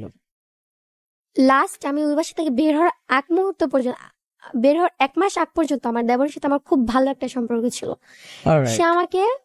সে বুঝতো যে সে তার মা কি করতেছে আমার সাথে, সে আমাকে খুব সাপোর্ট করতো। মানে সব ওই বিষয়ে। পরিবারটায়, মানে এক্সেপ্ট আপনার হাজবেন্ডের ছোট ভাই হচ্ছে আপনাকে সাপোর্ট Support করতো, করতো। এছাড়া আর কিন্তু কেউই না। আমার শ্বশুরটাও ভালো ছিলেন। আচ্ছা। তিনি মানে আমাকে হয়তোবা সাপোর্ট করতেন না, বাট কোনো ব্যাপারে আমাকে প্রেশার ক্রিয়েট করতেন না, কেন করো নাই বা কি কারণে করো নাই, কিছু করতো না। ঠিক আছে, তো যখন কি যেন বলতেছিলাম, না, আপনার শ্বশুর, আপনার শাশুড়ি এবং আপনার ননাস হচ্ছে আপনাকে টর্চার করতো। টর্চার করতো। তো যখন আমাকে এই ধরনের কথাবার্তা বলতেছে, আমি কান্না করতেছি জাস্ট আমার রুমে বসা, আর অপূর্ব দিকে তাকায় আপনি কি আছে। ফিজিক্যাল টর্চার করতো তারা? না, তখন অব্দি আমার Mental torture? হ্যাঁ, মেন্টাল টর্চার করতো, যেটা সত্যি কথা, কারণ মিথ্যা Okay. বলে তো লাভ নেই। তো তখন আমি জাস্ট কান্না করতেছি আমার রুমে বসা, অপূর্ব কথা বলতেছে, ওর বোনের সাথে অপূর্ব জবাব দিচ্ছে, সেখানে তো আমার কিছু বলার নেই, যেহেতু আমার হাজবেন্ড প্রতিবাদ করতেছে, আমি করতে গেলে একটা বেয়াদবি হয়ে যাবে সেখানে। তা আমি আর কিছু বলিনি, আমি জাস্ট কান্নাই করতে, একটা পর্যায়ে মানে আমার এমন একটা অবস্থা হলো যে আমি সহ্য করতে পারতেছি না এটা আর। ঠিক আছে, মানে আমার মাথায় খুব প্রেসার হচ্ছে, মানে আমি মাথা ধরে মানে চিল্লাইতেছি, এরকম একটা অবস্থা। এর মধ্যে আপনার লেখাপড়া পুরোপুরি বন্ধ? হ্যাঁ, আমাকে তারা পড়াশোনা করাবে না। আচ্ছা। আমার শাশুড়ির কথা হচ্ছে যে তুমি আমাকে, ওই যে আমার হাজবেন্ড বলছে তোমার সেবা করতে আনছি আম্মু, ঘরে কাজ করতে আসছে। আচ্ছা, আমার শাশুড়ির কথা হচ্ছে যে ও আমাকে আমার সেবা করতে আসছে। তাদের ওই অ্যাবিলিটিটা ছিল একটা মেয়েকে পড়ানোর মতো, কিন্তু তারা করেনি, এই না, তো? ছিল, অবশ্যই ছিল। আচ্ছা। তো এরকম একটা অবস্থায় তো আমার খুব মানে আমি চিল্লাইতেছি, ঠিক আছে, কান্না করতেছি, আর মাথা ধরে খুব কান্না করতে চিল্লাইতেছি, মানে নিজের চুল নিজে টানতেছে, মানে এরকম আমি সহ্য করতে পারতেছি না আর ব্যাপারটা। আমার দেবর আসছে আমাকে আমার কাছে, আর আমার হাজবেন্ড আসছে। আমার আচ্ছা। হাজবেন্ড বলছে তোমার কি হয়েছে, তোমার কি হয়েছে। তো পাশের রুমের আন্টিরা এসে আমাকে হাত মুখে পানি টানি দিল, তো আমাকে ঠিক করলো। আমার শাশুড়ি এসে বলতেছে যে ও নাটক করতেছে, ঠিক আছে, ও নাটক করতে, ঝগড়া করার জন্য নাটক করতেছে। তখন আমার শাশুড়ি ননাস দুজন বলতেছে মেঘলা যদি এক বাপের সন্তান হয়ে থাকে তাহলে মেঘলা এখন এই বাসা থেকে বের হয়ে যাইব, ঠিক আছে? তো আমি বললাম আমি কিছু বলতেছি না, আমি চুপ করে আছি। মানে তারা বারবার এই কথা বলতেছে, তো মেঘলা তো ভালো ঘরের সন্তান না, তাই ও এখনো বসে আছে। আমি আমার হাজবেন্ড জাস্ট বলতেছে যে তুমি চুপ করে বসে থাকো, আমি চুপ করে বসেই আছি। তো ঝগড়াটা গেল। তো সন্ধ্যার সময় ওদিন, হ্যাঁ ওইদিন সন্ধ্যার সময় মানে এই ঝগড়া থামতেছে না। আর আমার ননাস কি করলো, আমার যে ভাসুর ছিলেন একজন পাপ্পু ভাইয়া, যিনি, যার কথা আমি বললাম যে সে একটু সন্ত্রাস টাইপের। আচ্ছা, আমরা একটু দ্রুত করতে হবে মেঘলা। হ্যাঁ হ্যাঁ, হ্যাঁ। তো ওনাকে ডাক দিচ্ছে, ওনাকে ফোন দিয়ে বলতেছে অপূর্ব আর মুগ্ধ আমাকে মারতেছে, আমার আর আমুরে মারতেছে, ঠিক আছে? তো এই কথা বলা আমার ওই কয় তুমি এখনই আসো ভাইয়া। তো আমার ওই ভাসুরে আনলো, আনার পর উনি কিছু গুন্ডা ভাড়া করে নিয়ে আসছে, ঠিক আছে? আচ্ছা। কিছু লোকজন ভাড়া করে নিয়ে আসছে আমার দেবরকে আর আমার হাজবেন্ডকে মারার জন্য। তো আমার দেবরকে মারছে, প্রচন্ড ভাবে মারছে। তো আমার শাশুড়ি বলতেছে যে তুই যদি অপূর্বের না মারস তাহলে তুই কিয়ামতের দিন ঠেকা থাকবি, ঠিক আছে? তুই অপূর্বের মার, নাহলে তোর আমি কোনদিন ক্ষমা করুম না, এরকম আচ্ছা। একটা কথা। তো তারপর আমার হাজবেন্ডকে প্রচন্ড ভাবে মারা হয়। 3-4 জন মানুষ মিলে আমার হাজবেন্ডকে আপনার মারে। শাশুড়ি এই কাজটা করে? হ্যাঁ, আমার শ্বশুর শাশুড়ি দুজন মিলেই তখন, ঠিক আছে? আচ্ছা। প্রচুর 2-3 জন মানুষ মিলে একটা মানুষকে যে মারে কি থাকে, তো মারতেছে। তো আমি ভাবতেছি আমাকে এসে বলতে আমি অন্য রুমে, আমাকে অন্য রুমে আটকায় রাখছে, আমাকে ওই রুমে যেতে দিচ্ছে না। তো বলতেছে যে তোমার ভালোর জন্যই করতেছে, তোমার ভালোর জন্যই করতেছে। তো একটা পর্যায়ে যখন আমার হাজবেন্ড চিল্লাইতেছে, বলতেছে মা আমার বাঁচাও, বাবা আমাকে বাঁচাও, যখন ওনারা বাঁচাচ্ছে না তখন ও আমার নাম ধরে চিৎকার পারতেছে, বলতেছে মেঘলা আমাকে বাঁচাও, ঠিক আছে? তো এরকম একটা কথা। তো আমি গেছি ওই রুমে, গেছি, যাওয়ার পর দেখতেছে ওকে 3-4 জন মানুষ মিলে একসাথে মারতেছে, কেউ বুকের উপর পাড়া দিয়ে রাখছে, কি পিঠের উপর, এরকম ভাবে। ওইটা এই দেখা, এই টর্চারটা কেন করছিল? কারণ হচ্ছে ওনারা সব ছালটা একসাথে মিটিয়েছে। কারণ হচ্ছে আমাকে বিয়ে করছে, একটা হচ্ছে কারণ। আচ্ছা। তারপর হচ্ছে আমার জন্য বোনের সাথে ঝগড়া করতেছে, ওই যে স্টিলের প্লেটে খাবার দিছে, ওই ব্যাপারটা সূত্র ওই কেন্দ্র করে তারা এই ঝগড়াটা সৃষ্টি করছে। সব মিলা এই জন্য মারছে। মারার পর আমার হাজবেন্ডের পিঠে এমন একটা জায়গা নেই যে রক্ত জমা নেই, ঠিক আছে? এরকম একটা অবস্থা করে ফেলে। তা আমি তো খুব কান্নাকাটি করতেছি। তো আমার হাজবেন্ডকে বাসা থেকে বের করে দিবে, বলতেছি তুই তোর ওয়াইফ নিয়ে বের হয়ে যা। এর মধ্যে আমাকে আবার ওই রুমে এসে বলতেছে যে তুমি বের হবা না, তোমাকে যদি বলা হয় তুমি বের হবা না, বলবো যে আমি আমার শ্বশুর শাশুড়ির সাথে থাকবো। তা আমি যখন দেখলাম যে আমার হাজবেন্ডকে এইভাবে মারতেছে, আমি বলতেছি আমি চলে যাব, আমি চলে যাবো আমার হাজবেন্ডের সাথে। অপূর্ব কিন্তু আমাকে বলতেছে যে চলো তুমি চলো, আমি যাচ্ছি না। যখন আমি বলছি যে আমি চলে যাবো চিল্লান দিয়া, তখন আমার শাশুড়ি কি করলো, আমার ঘাটটা ধরে আমার বিছানায় ফিকে মারে ফালায়া বলতেছে, মানে গালি গালাজ দিয়ে বলতেছে ওরও মার ধইরা, গেটটা লাগে ওরও মার, বিভিন্ন ধরনের বিশ্রী ধরনের খারাপ ভাষা দিয়ে বলতেছে ওরও মার। তো এরকম করতে করতে আমি সন্ধ্যার সময় আমার শাশুড়ি, তারপর দিন হচ্ছে যে আমার শাশুড়ি আবার ঝগড়া, এই ব্যাপারটা নিয়ে ঝগড়া হয়। হওয়ার পর আমার শাশুড়ি বাসা থেকে বের হয়ে যায়, মানে আমি যদি এই বাসা থাকি সে থাকবে না। আচ্ছা। তো আমি ভাবলাম যে সে বের হয়ে যাবে, তার তো এটা বাড়ি, সে অসুস্থ, তার যদি একটা কিছু হয়ে যায়, যে জন্যই হয়েছে সবসময় আমি দায়ী থাকবো চিরদিন, যে আমার জন্য হয়েছে। কিন্তু আপনার সঙ্গে তো অন্যায় হচ্ছিল প্রতিনিয়ত। হচ্ছিল, সেটা তো আমার হাজবেন্ড প্রতিবাদ করছে। আমার মনে হচ্ছিল ওইটুকুই ঠিক আছে, আমার দরকার নেই কিছু বলার। তো আমি কি করলাম, আমার হাজবেন্ড কি করলো, আমি বললাম যে আমি বাসে চলে যাবো, আমার বাসে চলে যাবো। তো আমার হাজবেন্ড আমাকে নিয়ে বের হয়ে গেছে সন্ধ্যার দিকে, আমার বাসায় চলে আসলাম। তারপর কিছুদিন পর আবার গেলাম ওদের বাসায়, আমরা নিজে থেকেই গেছি, ঠিক আছে? 7 দিন পর আমরা নিজে থেকে গেছি, রাগটা কমার পর। যার পর এখন তো আমার শাশুড়ি মেনে নেবেন, তারপর আবার কোনোভাবে কনভিন্স করে এইভাবে চলতেছে। আবার কিছুদিন পর আমি একটা রোববার রোববার আমার হাজবেন্ডের অফ থাকে, তো আমি আমার হাজবেন্ডের সাথে একটু বের হয়েছি, ঠিক আছে? তো আমার শাশুড়ি সেদিন বাসায় ছিলেন না। আমার হাজবেন্ড আমাকে শ্বশুর কাছে ফোন দিয়ে বলছে যে আমি মেঘলাকে নিয়ে একটু বের হচ্ছি, ঠিক আছে? কিন্তু আমি বলিনি। তো আমার কথা হচ্ছে আমার হাজবেন্ড তো বলছে, এখানে আমার বলার কি আছে? তো আমি বলছি বাবাকে তুমি বলছো, বলছে হ্যাঁ বলছি। তো তখনই কি হলো, অপূর্বর সাথে আমি একটু বের হয়েছি, বেরোর পর বাসায় এসে দেখে আমার শ্বশুর শাশুড়ি আসছে। আমি কেন আমার শাশুড়িকে বইলা গেলাম না, সেজন্য সে গেটটা লাগাই দিচ্ছে, সে ঘরে ঢুকতে দিবে না। তো যাই হোক, দরজা অনেকক্ষণ নক করে ঘরে ঢুকলাম, বিরাট ঝগড়া ঘরের মধ্যে। এই সিম্পল ইস্যুগুলো নিয়ে মানে খুব হ্যাঁ, বড় কোনো ইস্যু তো নাই। না না, কোনো বড় ইস্যু না। মানে আমার শাশুড়ির কথা হচ্ছে যে কোনো মত আমাকে মেন্টাল প্রেশার দিয়ে আমি যাতে নিজের ইচ্ছাকৃত এখান থেকে যেন আপনি বেরিয়ে যান। বেরিয়ে যাই। Exactly, that's the point. আর কোনো আমরা কিছু না। Within a very short time মেঘলার হাজবেন্ডের সঙ্গে আমরা একটু ফোনে কানেক্টেড হতে চাই, এবং ওভার ফোন যখন আমরা কানেক্টেড হব তখন আরো বেশ কিছু কথা মনে হয় আমরা বুঝতে পারবো। সো শেষ পর্যন্ত মেঘলা কি হয়, মানে একটু যদি শর্টলি বলেন, বিকজ আমাদের শোটা অলরেডি শেষের দিকে। তো লাস্টে যেদিন হয় কি, যেদিন অশান্তিটা হয়, ঝগড়া হয়, সেদিন একটা পর্যায়ে হয় কি, আমার দেবর যে আমাকে সাপোর্ট করতো সেটা তারা সহ্য করতো না, ঠিক আছে, কেন সাপোর্ট করবে আম্মুকে? আমি তোর মা, তুই আমাকে ছাড়া কেন অন্য একটা মেয়েকে সাপোর্ট করবি, এরকম একটা ব্যাপার। তো ওদের তো 2টা রুম ছিল, আমি যাওয়ার পরে ওর ভাইটা আমার শ্বশুর শাশুড়ির রুমে নিচে ঘুমাইতো, ঠিক আছে, কারণ 2 তলাটা তখনও কমপ্লিট হয় নাই। তো নিচে ঘুমানোর পর তো এই ব্যাপারটা ওকে বলতো, ও আসার পর তুই নিচে ঘুমাস এরকম সেরকম এগুলো বলতে বলতে একটা সময় ও আমার বিরুদ্ধে চলে গেল, ঠিক আছে। তো লাস্টে যেদিন ঝগড়াটা হয় সেদিন কি করলো, আমার দেবরের সাথে আমার সাথে আর আমার হচ্ছে আমার হাজবেন্ডের সাথে প্রচুর ভাবে একটা ঝগড়া হয়, ঠিক আছে। আচ্ছা, আপনার দেবরের সঙ্গে? হ্যাঁ। তো আমি আমার দেবরের সাথে কোনো ঝগড়া করে জাস্ট একটা কথাই বলছি, ঠিক আছে। তো বলার পর আমার দেবর কি করছে, মানে আমার হাজবেন্ডকে মারতে আসছে। আমার শ্বশুর ধরে রাখছে আমার হাজবেন্ডকে, আমার দেবর আমার হাজবেন্ডকে মারতেছে। আমার হাজবেন্ডকে তো মারতেছে, আমি সামনে ছিলাম, আমার দেবর আমাকেও মারতেছে। আচ্ছা, যে দেবরের সঙ্গে আপনার সম্পর্কটা খুব ভালো ছিল? খুব ভালো ছিল। একটা সময় যে ও আর আমি একই বিছানায় ঘুমাইছে, এমন একটা সময় গেছে যে ওর ভাই ছিল না বাসায়, এত একটা মিল ছিল। তো ও আমাকে মারছে, মারার পর আমার শাশুড়ি বলতেছে যে ওই মারবই, ওই তোর বড় না, কারণ আমার দেবর হচ্ছে আমার 2 বছর বড় ছিল, ঠিক আছে। তো তাদের কথা ছিল যে ও মারবি, ঠিক আছে। তো মারলো। তো এমন একটা পর্যায়ে হয়েছে যে আমার দেবর আমাকে মেরেই ফেলবে।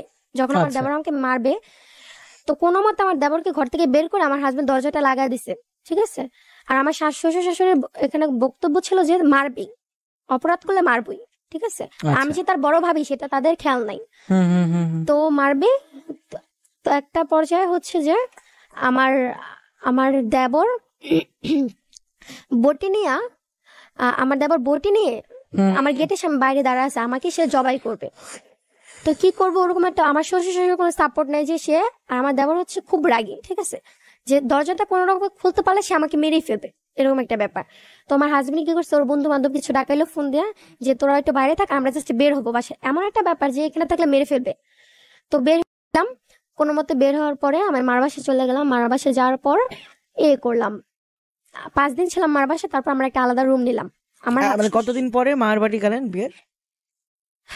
এরপর তো গেছি, ফার্স্ট যখন আমাদের ঝগড়া হয় আমার আপনি শ্বশুর এই বাড়িতে। টর্চার গুলো সহ্য না করতে পেরে যেই মায়ের বাসা থেকে প্রায় 1-1.5 ভরি গোল্ড নিয়ে পালায় আসছিলেন, সেখানে আবার গেলেন? হ্যাঁ, আমার মামাকে, ইভেন আমার হাজবেন্ড যখন ফার্স্ট টাইম আমার বাসায় যায়, সবাই খুব ভালোভাবে মাইনা নেয়, খুব ভালোভাবে আপ্যায়ন করে, আর হচ্ছে খুব আদর করে, যেটা আমি কখনো আশা করিনি যে এতটা করবে তারা। আমার হাজবেন্ড আশা করেনি, ইভেন আমার হাজবেন্ড খুব খুশি ছিলেন তার শ্বশুর বাড়ি নিয়ে, ঠিক আছে। ওকে। তো আমি বের হয়ে গেলাম, আমার মার বাসায় এসে 5-6 দিন থাকার পর আমরা একটা বাসা নিলাম আমার হাজবেন্ডের ওইখানে, বাসার ওইখানে আলাদা বাসা নেওয়ার পর আমাদের সংসার খুব সুন্দর মতো চলতেছে, সংসারে কেনাকাটা করছি কিছু, চলতেছে। 3 দিন পর আমার হাজবেন্ড বলতেছে, মানে একটা পাশের আন্টি ফোন দিয়ে বলতেছে, তোমার আম্মুর তো অনেক শ্বাসকষ্ট পড়বো, তুমি এসে দেখা যাও। তো আমার কাছেও আবার এই ব্যাপারটা শেয়ার করছে। তাই আমি বললাম আচ্ছা ঠিক আছে, যে আম্মুকে দেখে আসো, ঠিক আছে। তো আম্মুকে দেখে ও গেছে, দেখতে গেছে। আমি বললাম তুমি তাড়াতাড়ি আইসো, তুমি তো যে চালটা আনছো ওটা তো তুমি সকালে রান্না করতে গেলে অনেক দেরি লাগে, তুমি চালটা চেঞ্জ করে নিও। আর ওই দোকানটা হচ্ছে ওর ওর মা ওর বাবা বাড়ির এলাকাতেই, ঠিক আছে। তো আমি বললাম চালটা তুমি নিয়ে যাও, আসার সময় চেঞ্জ করে নিও। তো ও বলতেছে না আমি আইসে চেঞ্জ করবো। তো তো ওরা আমি ফোন দিতেছি, 1 ঘন্টা হয়ে যাওয়ার পর ওকে আমি ফোন দিতেছি, ও আমার ফোনটা ধরতেছে না, কাইটে দিতেছে, ঠিক আছে।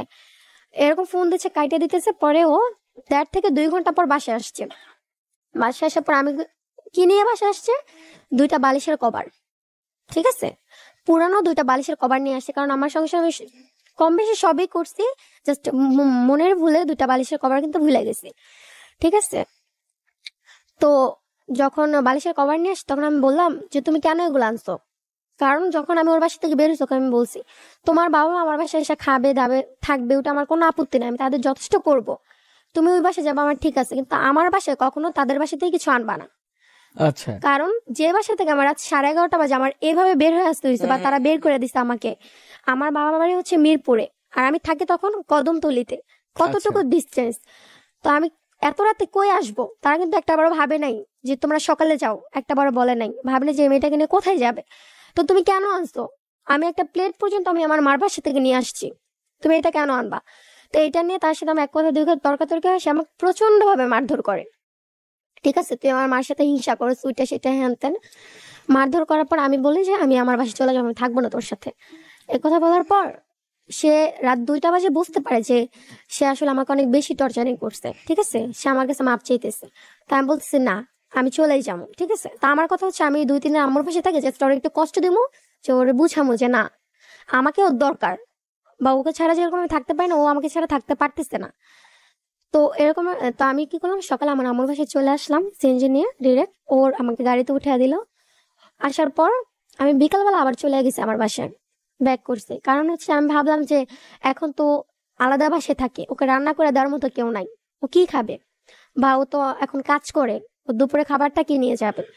এরকম একটা সময় আমি আবার চলে গেছি। চলে যাওয়ার পর সেদিন তার মার বাসায় সে আবার গেছে, ঠিক আছে। এখন আর আমাকে বইলা যেতেছে না যে তার মার বাসায় গেছে, সে কাজ থেকে ডিরেক্ট ওখানে চলে যেতেছে, ইভেন ফোনটা বন্ধ করে রাখতেছে, ঠিক আছে, ফোন অফ করে রাখছে। তো আমি ফোন দিলে ফোন পাইতেছি না, তো আমার তো টেনশন হয় নাকি, আমি তো বাসার মধ্যে, আর আমি এমন একটা বাসায় ছিলাম যে রাত 8টার পরে সবাই ঘুমায় যেত, ঠিক আছে। তো আমি একা বাসায়, আমার তো ভয় লাগে, আর আমি একা রুমে কখনোই থাকতে পারি না। তো এরকম করছে। পরের দিন যখন আমি বাসায় চলে আসলাম, আসার পর তার মার বাসায় সে আবার গেছে, সে একটা কাঁথা নিয়ে আসছে, ঠিক আছে, সে একটা কাঁথা নিয়ে আসছে। তাদের বাসা থেকে? হ্যাঁ। তো ভালো কথা, এই জন্য নিয়ে আসছে কাঁথাটা, কারণ তার এখন আমার সাথে একসাথে কাঁথা গাঁ দিতে ভাল লাগে না। কেন? সে এখন আমার থেকে ডিভোর্স চাচ্ছে। আচ্ছা। ডিভোর্স চাচ্ছে কারণ হচ্ছে তার মা তাকে বুঝাইছে যে আমার মাথায় সমস্যা আছে, আমি পাগল, আমার ফ্যামিলি ভালো না, ওইটা সেটা হ্যান তেন, ঠিক আছে, ওই ফ্যামিলি থেকে তুই কিচ্ছু পাবি না।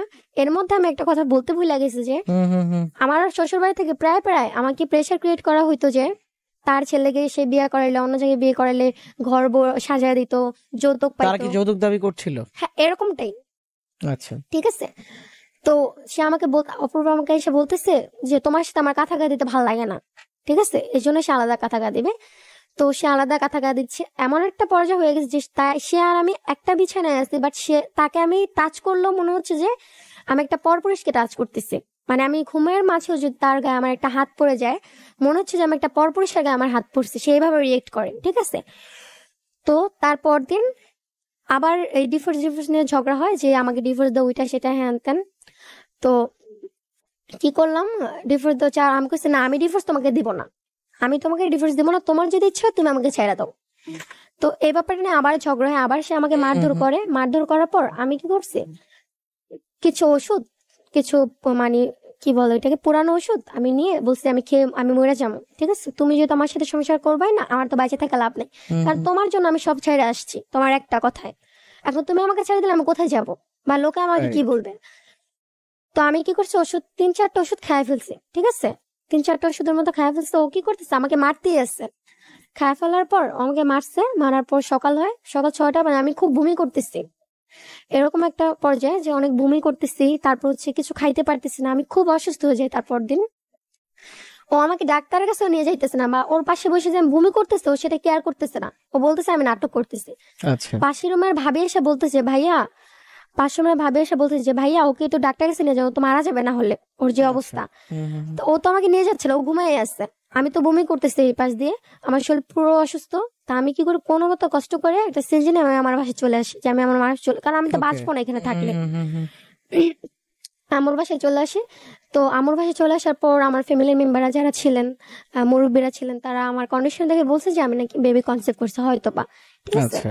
তো আমার মা আমাকে ডক্টরের কাছে নিয়ে গেল, নিয়ে যাওয়ার পর শিওর হইলাম যে আসলে আমি বেবি কনসেপ্ট করছি। তো এই ব্যাপারটা আমি আমার হাজবেন্ডকে জানাই যে দেখো এরকম এরকম আমি তো বেবি কনসেপ্ট করছি, যা হওয়ার হয়েছে আমাদের মাঝে সব ভুলা যাও তুমি, আমি চলে আসি। সে ডিরেক্ট অস্বীকার করতেছে। মানে? মানে তার কথা হচ্ছে এ বাচ্চা আমার না, মানে এ বাচ্চা আমার না। কেন তোমার না? কারণ হচ্ছে যে আমার বাসায় থাকতে কেন ধরা ফাইনালি কি হয়? তারপর তো সে আমাকে প্রচন্ড মারধর করার পর এমন ভাবে মারধর করে যে আমার মাথা ফাটায় ফেলে সে, ঠিক আছে। তো আমি কি করি, সে টিভির সাউন্ড যখন বাড়া দেয় যাতে আমার শব্দটা যে বাহির না যায়, তা আমি কোনো মতে গেটটা খুলে বাইরে চলে আসছি, কারণ আমি আর সহ্য করতে পারতেছি না, প্রতিনিয়ত এরকম মার খেয়ে আমি থাকতে পারতেছি না। তো আমি বাইরে চলে আসি, বাইরে অনেক চিল্লাচিল্লি করি, মানুষজন আশেপাশে যে মানুষজন থাকে তারা বের হয়। বের হওয়ার পর তারাও শোনে যে প্রতিদিন আমার ঘরের মধ্যে কিছু একটা হয়, আর তারা বলতে সাহস পায় না। তো এরকম একটা সময় আমি আমার আম্মুকে ফোন দিই যে আম্মু তুমি আসো, আমি এখানে আর থাকবো না, আমি চলে যাব, তুমি পুলিশ নিয়ে আসো। ওকে ভয় দেখানোর জন্য জাস্ট বলছি যে তুমি পুলিশ নিয়ে আসো, আমি এখানে থাকবো না, ও আমাকে মাইরা মাথা ফেটে ফেলছে। তো পাশের আমার ভাবিরা বলতেছে যে আপা আপনি আপনার মেয়েকে এসে নিয়ে যান, না হলে তো আপনার মেয়েকে মেরে ফেলবে এনারা, ঠিক আছে। তো মানে সবাই ধরে রাখতে পারতেছে না, সে আমাকে মারতেছে সবার সামনেই। তো একটা পর্যায়ে হয় কি, সেও বলতেছে যে হ্যাঁ আপনি আসেন, আপনার মেয়েকে নিয়ে আসেন, নাহলে আপনার মেয়ে তো একটা দুর্ঘটনা ঘটায় ফেলবে এখানে, পরে সেটা ধারাবাহিক কে নিবে। তো আম্মু কি করছে, আচ্ছা ঠিক আছে, আম্মুর ওখানে একটা আঙ্কেলকে নিয়ে, আমার যে বাড়িওয়ালা আঙ্কেল ছিল ওনাকে নিয়ে, এত রাতে কাকে নিয়ে আসবে, কে আসবে, রাত বাজে তখন 2টা 2:30। তো তখন আমার দুইটা মামা ছিল, ওই আঙ্কেলটা ছিল, আর আম্মু আসছে। আসার পর সে বাসা থেকে বের হয়ে গেছে, সে বলতেছে আচ্ছা ঠিক আছে আমি একটু আসতেছি, আমার আম্মু আসার আগে। আম্মু যখন ফাইনালি আসলো তখন সে বলতেছে যে আমি এখন বাসায় আসতে পারবো না, মানে সে বাসা থেকে পালাইছে, ঠিক আছে, আমার কথা সে পালাইছে, কারণ সে বলতেছে যে আমি এখন আসতে পারবো না, আপনারা সকাল 8টা পর্যন্ত ওয়েট করুন, দেন আমি আসবো। কিন্তু আমার মা আমার বিয়ের পরে প্রথমবার আমার শ্বশুর বাড়ি মানে আমার বাসায় আসে, তার তো এই কাজটা করা উচিত হয় না। আর তার তার সে এখানকার একটা স্থানীয় ছিল, তাকে তো মেরে চলে যেতে পারবে না, তাই না? তো সে চলে গেছে, তো তখন কি করবো, আমি কোনো মতো কষ্ট মষ্ট করে আমার আম্মুকে বাসায় আনলাম। আনার পর আমার মা আমাকে নিয়ে গেল, আমাকে নিয়ে যাওয়ার আগে তাকে ফোন দেওয়া হয়েছে, বাড়িওয়ালা ফোন দিয়ে, আপনার ওয়াইফকে তো নিয়ে যাচ্ছে, আপনি কি আসবেন? সে বলতেছে যে আমি এখন আসতে পারবো না, সকালে আসবো, ওয়েট করতে বলেন তাদের, ঠিক আছে। সে কিন্তু অলরেডি তার বাসায় তখন, আপনার হাজবেন্ড? হ্যাঁ তার বাসায়। আচ্ছা। তার কিন্তু আমি একটা কথা বলি, যখন আমি তাকে নিয়ে বের হয়ে গেছিলাম বাসা থেকে, তখন আমার শ্বশুর শাশুড়ি বলছে যে তাকে ত্যায্য করে দিছে, তাকে আর কখনো বাসায় উঠাবে না, ঠিক আছে। তো সে অলরেডি তার বাসায় চলে গেছে। তারপর আমার মা আমাকে নিয়ে গেল, যেহেতু আমার এত খারাপ একটা কন্ডিশন, নিয়ে যাওয়ার পর সে 3 দিন পর আমাকে ফোন দেয় যে তুমি কেন গেছো, তার থেকে পারমিশন নিয়ে গেছো, এখন যেহেতু তোমার মা নিয়ে গেছে তোমার মাকে বলো দিয়ে যেতে, আমার এখন আমার ফ্যামিলির কাছে বুঝাই দিয়ে যেতে হইব। তো আমি বললাম কেন আমার মা দিয়ে যাবে, আমার মা দিয়ে যাবে না, তুমি এসে নিয়ে যাও। তো এরকম করতে করতে অনেক ঝগড়া হচ্ছে। সে আমাকে একবার নিতে আসছিল। মেঘলা একটু ফাস্ট করতে হবে, আমাদের হ্যাঁ, নির্ধারিত সময় রাত 1টা অলরেডি ক্রস, তো প্লিজ একটু ফাস্ট করতে হবে। তো সে আমাকে একবার নিতে আসছিল, বাট আমার ফ্যামিলি থেকে দেওয়া হয় না, কারণ হচ্ছে যে সে আমাকে আবার নিয়ে যাবে, আবার এভাবে মারধর করবে। এভাবে কন্টিনিউ এই জিনিসগুলো চলছিল তোমার সঙ্গে? ইভেন আচ্ছা। আমি যে আমার মার বাসায় চলে আসার পরেও সে আমাকে নন স্টপ ফোন দিয়ে সে মানে ঝগড়া করতেছে, ঠিক আছে। তো এর মধ্যে একবার আমি ওই বাসায় যাই, মানে ওই এলাকায় যাই, ওদের এলাকায় যাই, কারণ হচ্ছে আমার জামা কাপড় কিছু আমি রেখে আসছিলাম পরার জন্য, যেগুলো আমি রাখছিলাম। তো আমার জামা কাপড়গুলো আমি আনতে যাই, সেখানে আমার একটা যে বিয়ের পর যে ছোট ভাইয়ের বাসায় ছিলাম, ওর মা আমাকে দেখে নাই, তখন বাসায় ছিল না, ওর মা আমাকে দেখতে চাইছে। তো আমি যাচ্ছিলাম একটা টেলার্স দোকানে, যেখানে আমার জামা কাপড়গুলো। তো ছোট ভাইটা আমাকে পিছন থেকে ডাক দিছে দেখা, যে ভাবি আপনি এখানে? পরে আমি বললাম হ্যাঁ ভাইয়া। তো ওর সাথে কথাবার্তা বলতে বলতে বলতেছি আম্মু তো বাসায় আছে, তো ভাবি আপনাকে তো দেখতে চাইছিল আম্মু। তো আমি বললাম আচ্ছা ঠিক আছে, যেহেতু আসছি তাহলে চলো আন্টির সাথে একটু দেখা করেছি, আমি তো জামা কাপড় নিতে আসছি। তো যখন গেলাম তখন আমি ভাবলাম যে আমি এখানে আসছি, অপূর্বকে একবার না দেখে চলে যাব। ওকে। তো আমি কি করলাম, ছোট ভাইটাকে বললাম ভাইয়া তুমি একটা তোমার ভাইয়ের নাম্বার একটা ফোন দিয়ে বলো যে ভাইয়া ভাবিকে তো দেখলাম, কারণ ও এই কথাটা শোনার পর অবশ্যই যে চলে আসে এখানে খোঁজ করতে এলাকায়। তো ও একটু অবাক হলো যে মেঘলা ওকে দেখছো। তো ফোনটা রেখে দেয়, ফোনটা রেখে দেওয়ার পর ও কি করছে, আমি যেটা ভাবছিলাম যে ও চলে আসবে আমাকে দেখতে, ও আমার মাকে ফোন দিছে। আমার মাকে ফোন দেয়, বলতেছে আপনি তো ব্যবসা করতে গেছেন, আপনার মেয়েকেও তো এক জায়গায় ব্যবসা করতে পাঠাইছেন। আচ্ছা, আপনার হাজবেন্ড এই কথাগুলো বলে? হ্যাঁ, আমার মাকে আমি আবার বলে দিচ্ছি, মা ওকে, তোমাকে ও যাই বলুক তুমি রেকর্ড করে রাখবা, তুমি ওর সাথে কোনো খারাপ বিহেভ করবা না, কারণ ও তোমার বাড়ির জামাই। তা আমার মাকে সবাই বলে দিছে। তো আমি আবার আম্মুর ফোনে রেকর্ডিং চালু করে রাখছিলাম, আম্মুকেও মানে বৃষ্টি বৃষ্টি ভাষা বকাবকি করছে। আচ্ছা, সেগুলো আমরা নাই শুনলাম। ঠিক আছে। তারপর করার পর আমার মা তো, আমি মাকে ফোন দিচ্ছি যে আমি এতক্ষণ ধরে আসছি, আম্মু তো চিন্তা করতেছে, আম্মুকে একটা ফোন দেই। তো আম্মু ফোনটা ধরে কান্না করতেছে, বলতেছে আমি আজকে গলায় ফাঁসি দিয়ে মরে যাবো, আমি এমও কাউরে দেখাইতে পারবো না। আমি বলছি কি হয়েছে তোমার, কি হয়েছে, জাস্ট আমি এটা জিজ্ঞেস করতেছি। তোর জামাই আমার ফোন দিয়ে আজকে যা বলছে এরপর আমার বাইচে থাকা সম্ভব না। আমি বলি, কি বলছে বলো, বলতেছে রেকর্ড করা আছে, বাসায় শুনিস। তো আমি কি করছি, ওইখানে আর বেশিক্ষণ দেরি না কইরা আমি বাসায় চলে গেছি, গিয়া শুনলাম রেকর্ড, নিজের কানে শুনলাম, কারণ মার কথা তো অনেক সময় বিশ্বাস নাও হইতে পারে। আচ্ছা, তো রেকর্ড গুলা শুনলাম, সবাইকে শুনাইলাম, আমার ফ্যামিলি মেম্বার গুলা। শোনানোর পর সে আমার নামে বদনাম বের করছে কি যে আমি যে তার এখানে গেছি, আমরা যে ভাড়া বাসায় ছিলাম সেখানে আমি একটা ছেলেকে নিয়ে 1-1.5 ঘন্টা রুমে ছিলাম। আচ্ছা, আপনার হাজবেন্ড এই কথাটা ছড়ায়। তা আমার কথা হলো যে এই কাজটা আমি করিনি, তারপরে সে এই কাজটা ছড়াইছে, এই কাজটা আমি করলে তুমি কি করতা? তো আমি যখন ছিলাম 1-1.5 ঘন্টা রুমের মধ্যে, তা আমার তো বিয়ে হয়েছে, একটা বাড়িওয়ালা যখন জানে যে ওর বিয়ে হয়েছে, ওর হাজবেন্ড আছে, তখন আরেকটা ছেলেকে নিয়ে, সে হয়তো বা আমি পরিচয় দিলাম, ঠিক আছে, ও বলছে আমি নাকি মামাতো ভাই হিসেবে পরিচয় দিচ্ছি। তো মামাতো ভাই হিসেবে পরিচয় দিয়ে যদি আমি একটা গেট লাগাই লক করে যদি আমি লাইট অফ করে যদি 1-1.5 ঘন্টা থাকি, তো একটা মানুষ কি সন্দেহজনক হবে না, বলবে না? অবশ্য আশেপাশে ভাড়াটিয়া গুলো তো বলবে যে ওর হাজবেন্ড আছে, ও এতক্ষণ কি করে। আমার ভাই আসবে, আমি আপ্যায়ন করবো, খাওয়া দাওয়া করাবো, ওটিস একটা অন্য ব্যাপার, তাই না? আমি নাকি রুমে ছিলাম। তো আয়সা পড়ছে, বলতেছে ছবি তুলে রাখছে ওইটা সেটা, মানে সে কিন্তু আলটিমেটলি আমাকে ছোট করার জন্য এই কথাগুলো বলতেছে, সবার চোখে খারাপ করার জন্য বলতেছে। তো যাই হোক, বলা বলির পর সে একবার আমাকে নিতে আসছিল, আসার পর আমি যাইনি। তো একটা পর্যায়ে সে আমাকে ডিভোর্স পেপার পাঠায় কতদিন পর? 6-7 মাস পর। ফাইনালি আপনাদের 6 থেকে 7 মাস মানে কতদিন সংসার করেন? 6 মাস, আমি সংসার করি 6 মাস। 6 মাস পর ডিভোর্স হয়ে যায়? হ্যাঁ, না 6 মাস পর ডিভোর্স হয় না, আচ্ছা। মূলত 10-11 মাস পরে ডিভোর্সটা হয়, ঠিক আছে? তো আমি 6 মাস ওর এখানে থাকি, তারপর but so far I know বাংলাদেশের ল অনুযায়ী 1 বছরের মাথায় তো ডিভোর্স হয় না।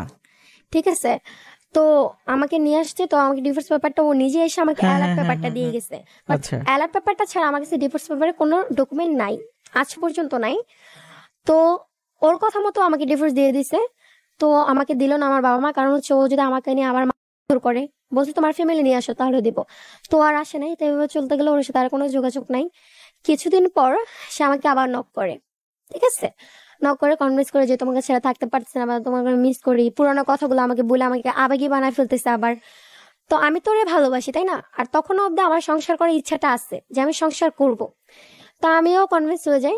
হয়ে যাওয়ার পর সে আমাকে বলতেছে, এর মধ্যে সে আমাকে অনেকবার নক করছে, ঠিক আছে, ওগুলো আমি বলতেছি না।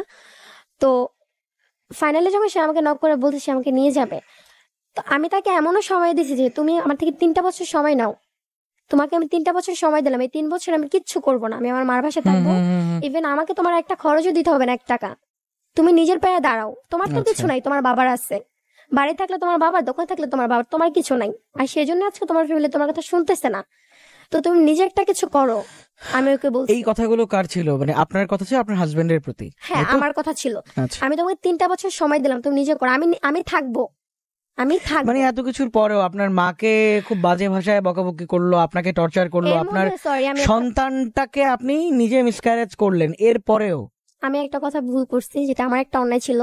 আমার মাকে যখন সে বকাবকি করলো, আমি রেকর্ডটা শুনলাম, আমার মাথা ঠিক ছিল না। আমি তাকে নন স্টপ ফোন দিচ্ছি, কেন বকাবকি করলো? সে আমাকেই করতো, আমি তার ওয়াইফ, অধিকার আছে তার। যখন আমি তাকে পাচ্ছি না, তখন তার মাকে আমি ফোন দিচ্ছি, সেম ভুলটা আমিও করছি। আপনিও করলেন? তাহলে আপনার আর তার মধ্যে পার্থক্যটা কোথায় রইলো? আমি যদি ভুল করে থাকি, আমি সেটা করছি, আমি সেটা স্বীকার করতেছি, ঠিক আছে, আমি সেটা ভুল করছি। কারণ আমার মাকে যখন এই কথাগুলো বলছে, আমার মাথা ঠিক ছিল না, আমি তাকে ফোন দিচ্ছি, খুব স্বাভাবিক। সে আমার ফোনটা ধরতেছে না। আপনিও রিভেঞ্জটা নিয়ে নিলেন আপনার শাশুড়িকে কল করে? হ্যাঁ, কল। That's it. হ্যাঁ, তো তারপর এভাবে চলে গেল। তো সে আমাকে নিতে আসবে, আমার মা তো দিবেই না ওর কাছে, ঠিক আছে? আমার ফ্যামিলি ওকে দেখতেই পারতেছে না এখন, ইভেন আমার ফ্যামিলির প্রত্যেকটা মেম্বারকেও ফোন দিয়ে বকাবাজি করছে সেই দিন।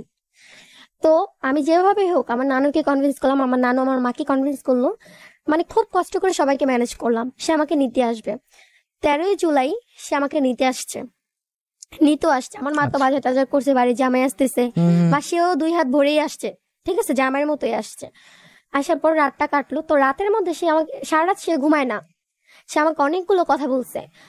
বাবু, তোমার সাথে যদি আমি কখনো এরকম কোনো খারাপ কাজ করি, তুমি কি আমাকে ভুল বুঝবা নাকি? অথবা তুমি কখনো আমাকে ধোকাবাজ ভাইবো না, আমি যত যাই করি, কারণ আমি তোমাকে ভালোবাসি। মানে সে বুঝাচ্ছে সে পরিস্থিতির শিকার হয়ে এগুলো করতেছে, সে আমার সাথে যাই করতেছে।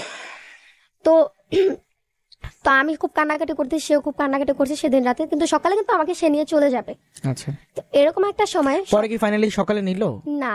তো সকালে যখন ঘুম থেকে ওঠার পর ফ্রেশ ট্রেশ হলাম, নাস্তা করলাম, সেই স্মোক করার নাম দিয়ে বের হয়েছে, আমাকে বলে গেছে তুমি রেডি হও, আমি আসতেছি। আমি তো রেডিমেড হয়ে, হ্যাঁ, রেডি হয়ে ব্যাগটা গুছিয়ে বসে আছি। দেন তাকে আমি ফোন দিচ্ছি, সে আসতেছে না, বলতেছে আসতেছি। তৃতীয়বার যখন ফোন দিলাম, সে আমার নাম্বারটা কাইটা ব্ল্যাক লিস্টে ফালা দিচ্ছে। জাস্ট একটা মেসেজ করছে, মেসেজটা এমন ছিল, কি ছিল লেখাটা? তোমার বালিশের কভারের ভিতরে একটা চিঠি আছে, ওইটা পড়ো, আর আমাকে কখনো কল দিও না, আমি চাইছি বাট আমি নিরুপায়, তোমরা সবাই আমাকে ক্ষমা করে দিও, এইটুকুই। চিঠিটা যখন আমি মানে আমি স্টপ হয়ে দাঁড়ায় আছি, জাস্ট আমি কিছু বলতে পারতেছি না। তখন অব্দি, আমি রেডিও রাখ অব্দি আমার আম্মু আমাকে বলতেছে তুই যাইস না, কারণ উনি তোরে মাইরেও ফেলতে পারে। এমন একটা অবিশ্বাস তৈরি হয়েছে আমার। এখন ফাইনালি মায়ের সঙ্গেই আছেন, এই তো? হ্যাঁ। তো আমাকে নিল না। চিঠিটা যখন আমি পড়লাম, খুব কান্নাকাটি করতেছি, আমার ফ্যামিলির সবাই, আমার যে বেস্ট ফ্রেন্ড ছিল ও আমাকে জড়া ধরে খুব কান্নাকাটি করতেছে, এমন একটা সিচুয়েশন আসছে কিভাবে করলো। তো তারপর শেষ, এভাবে আছে।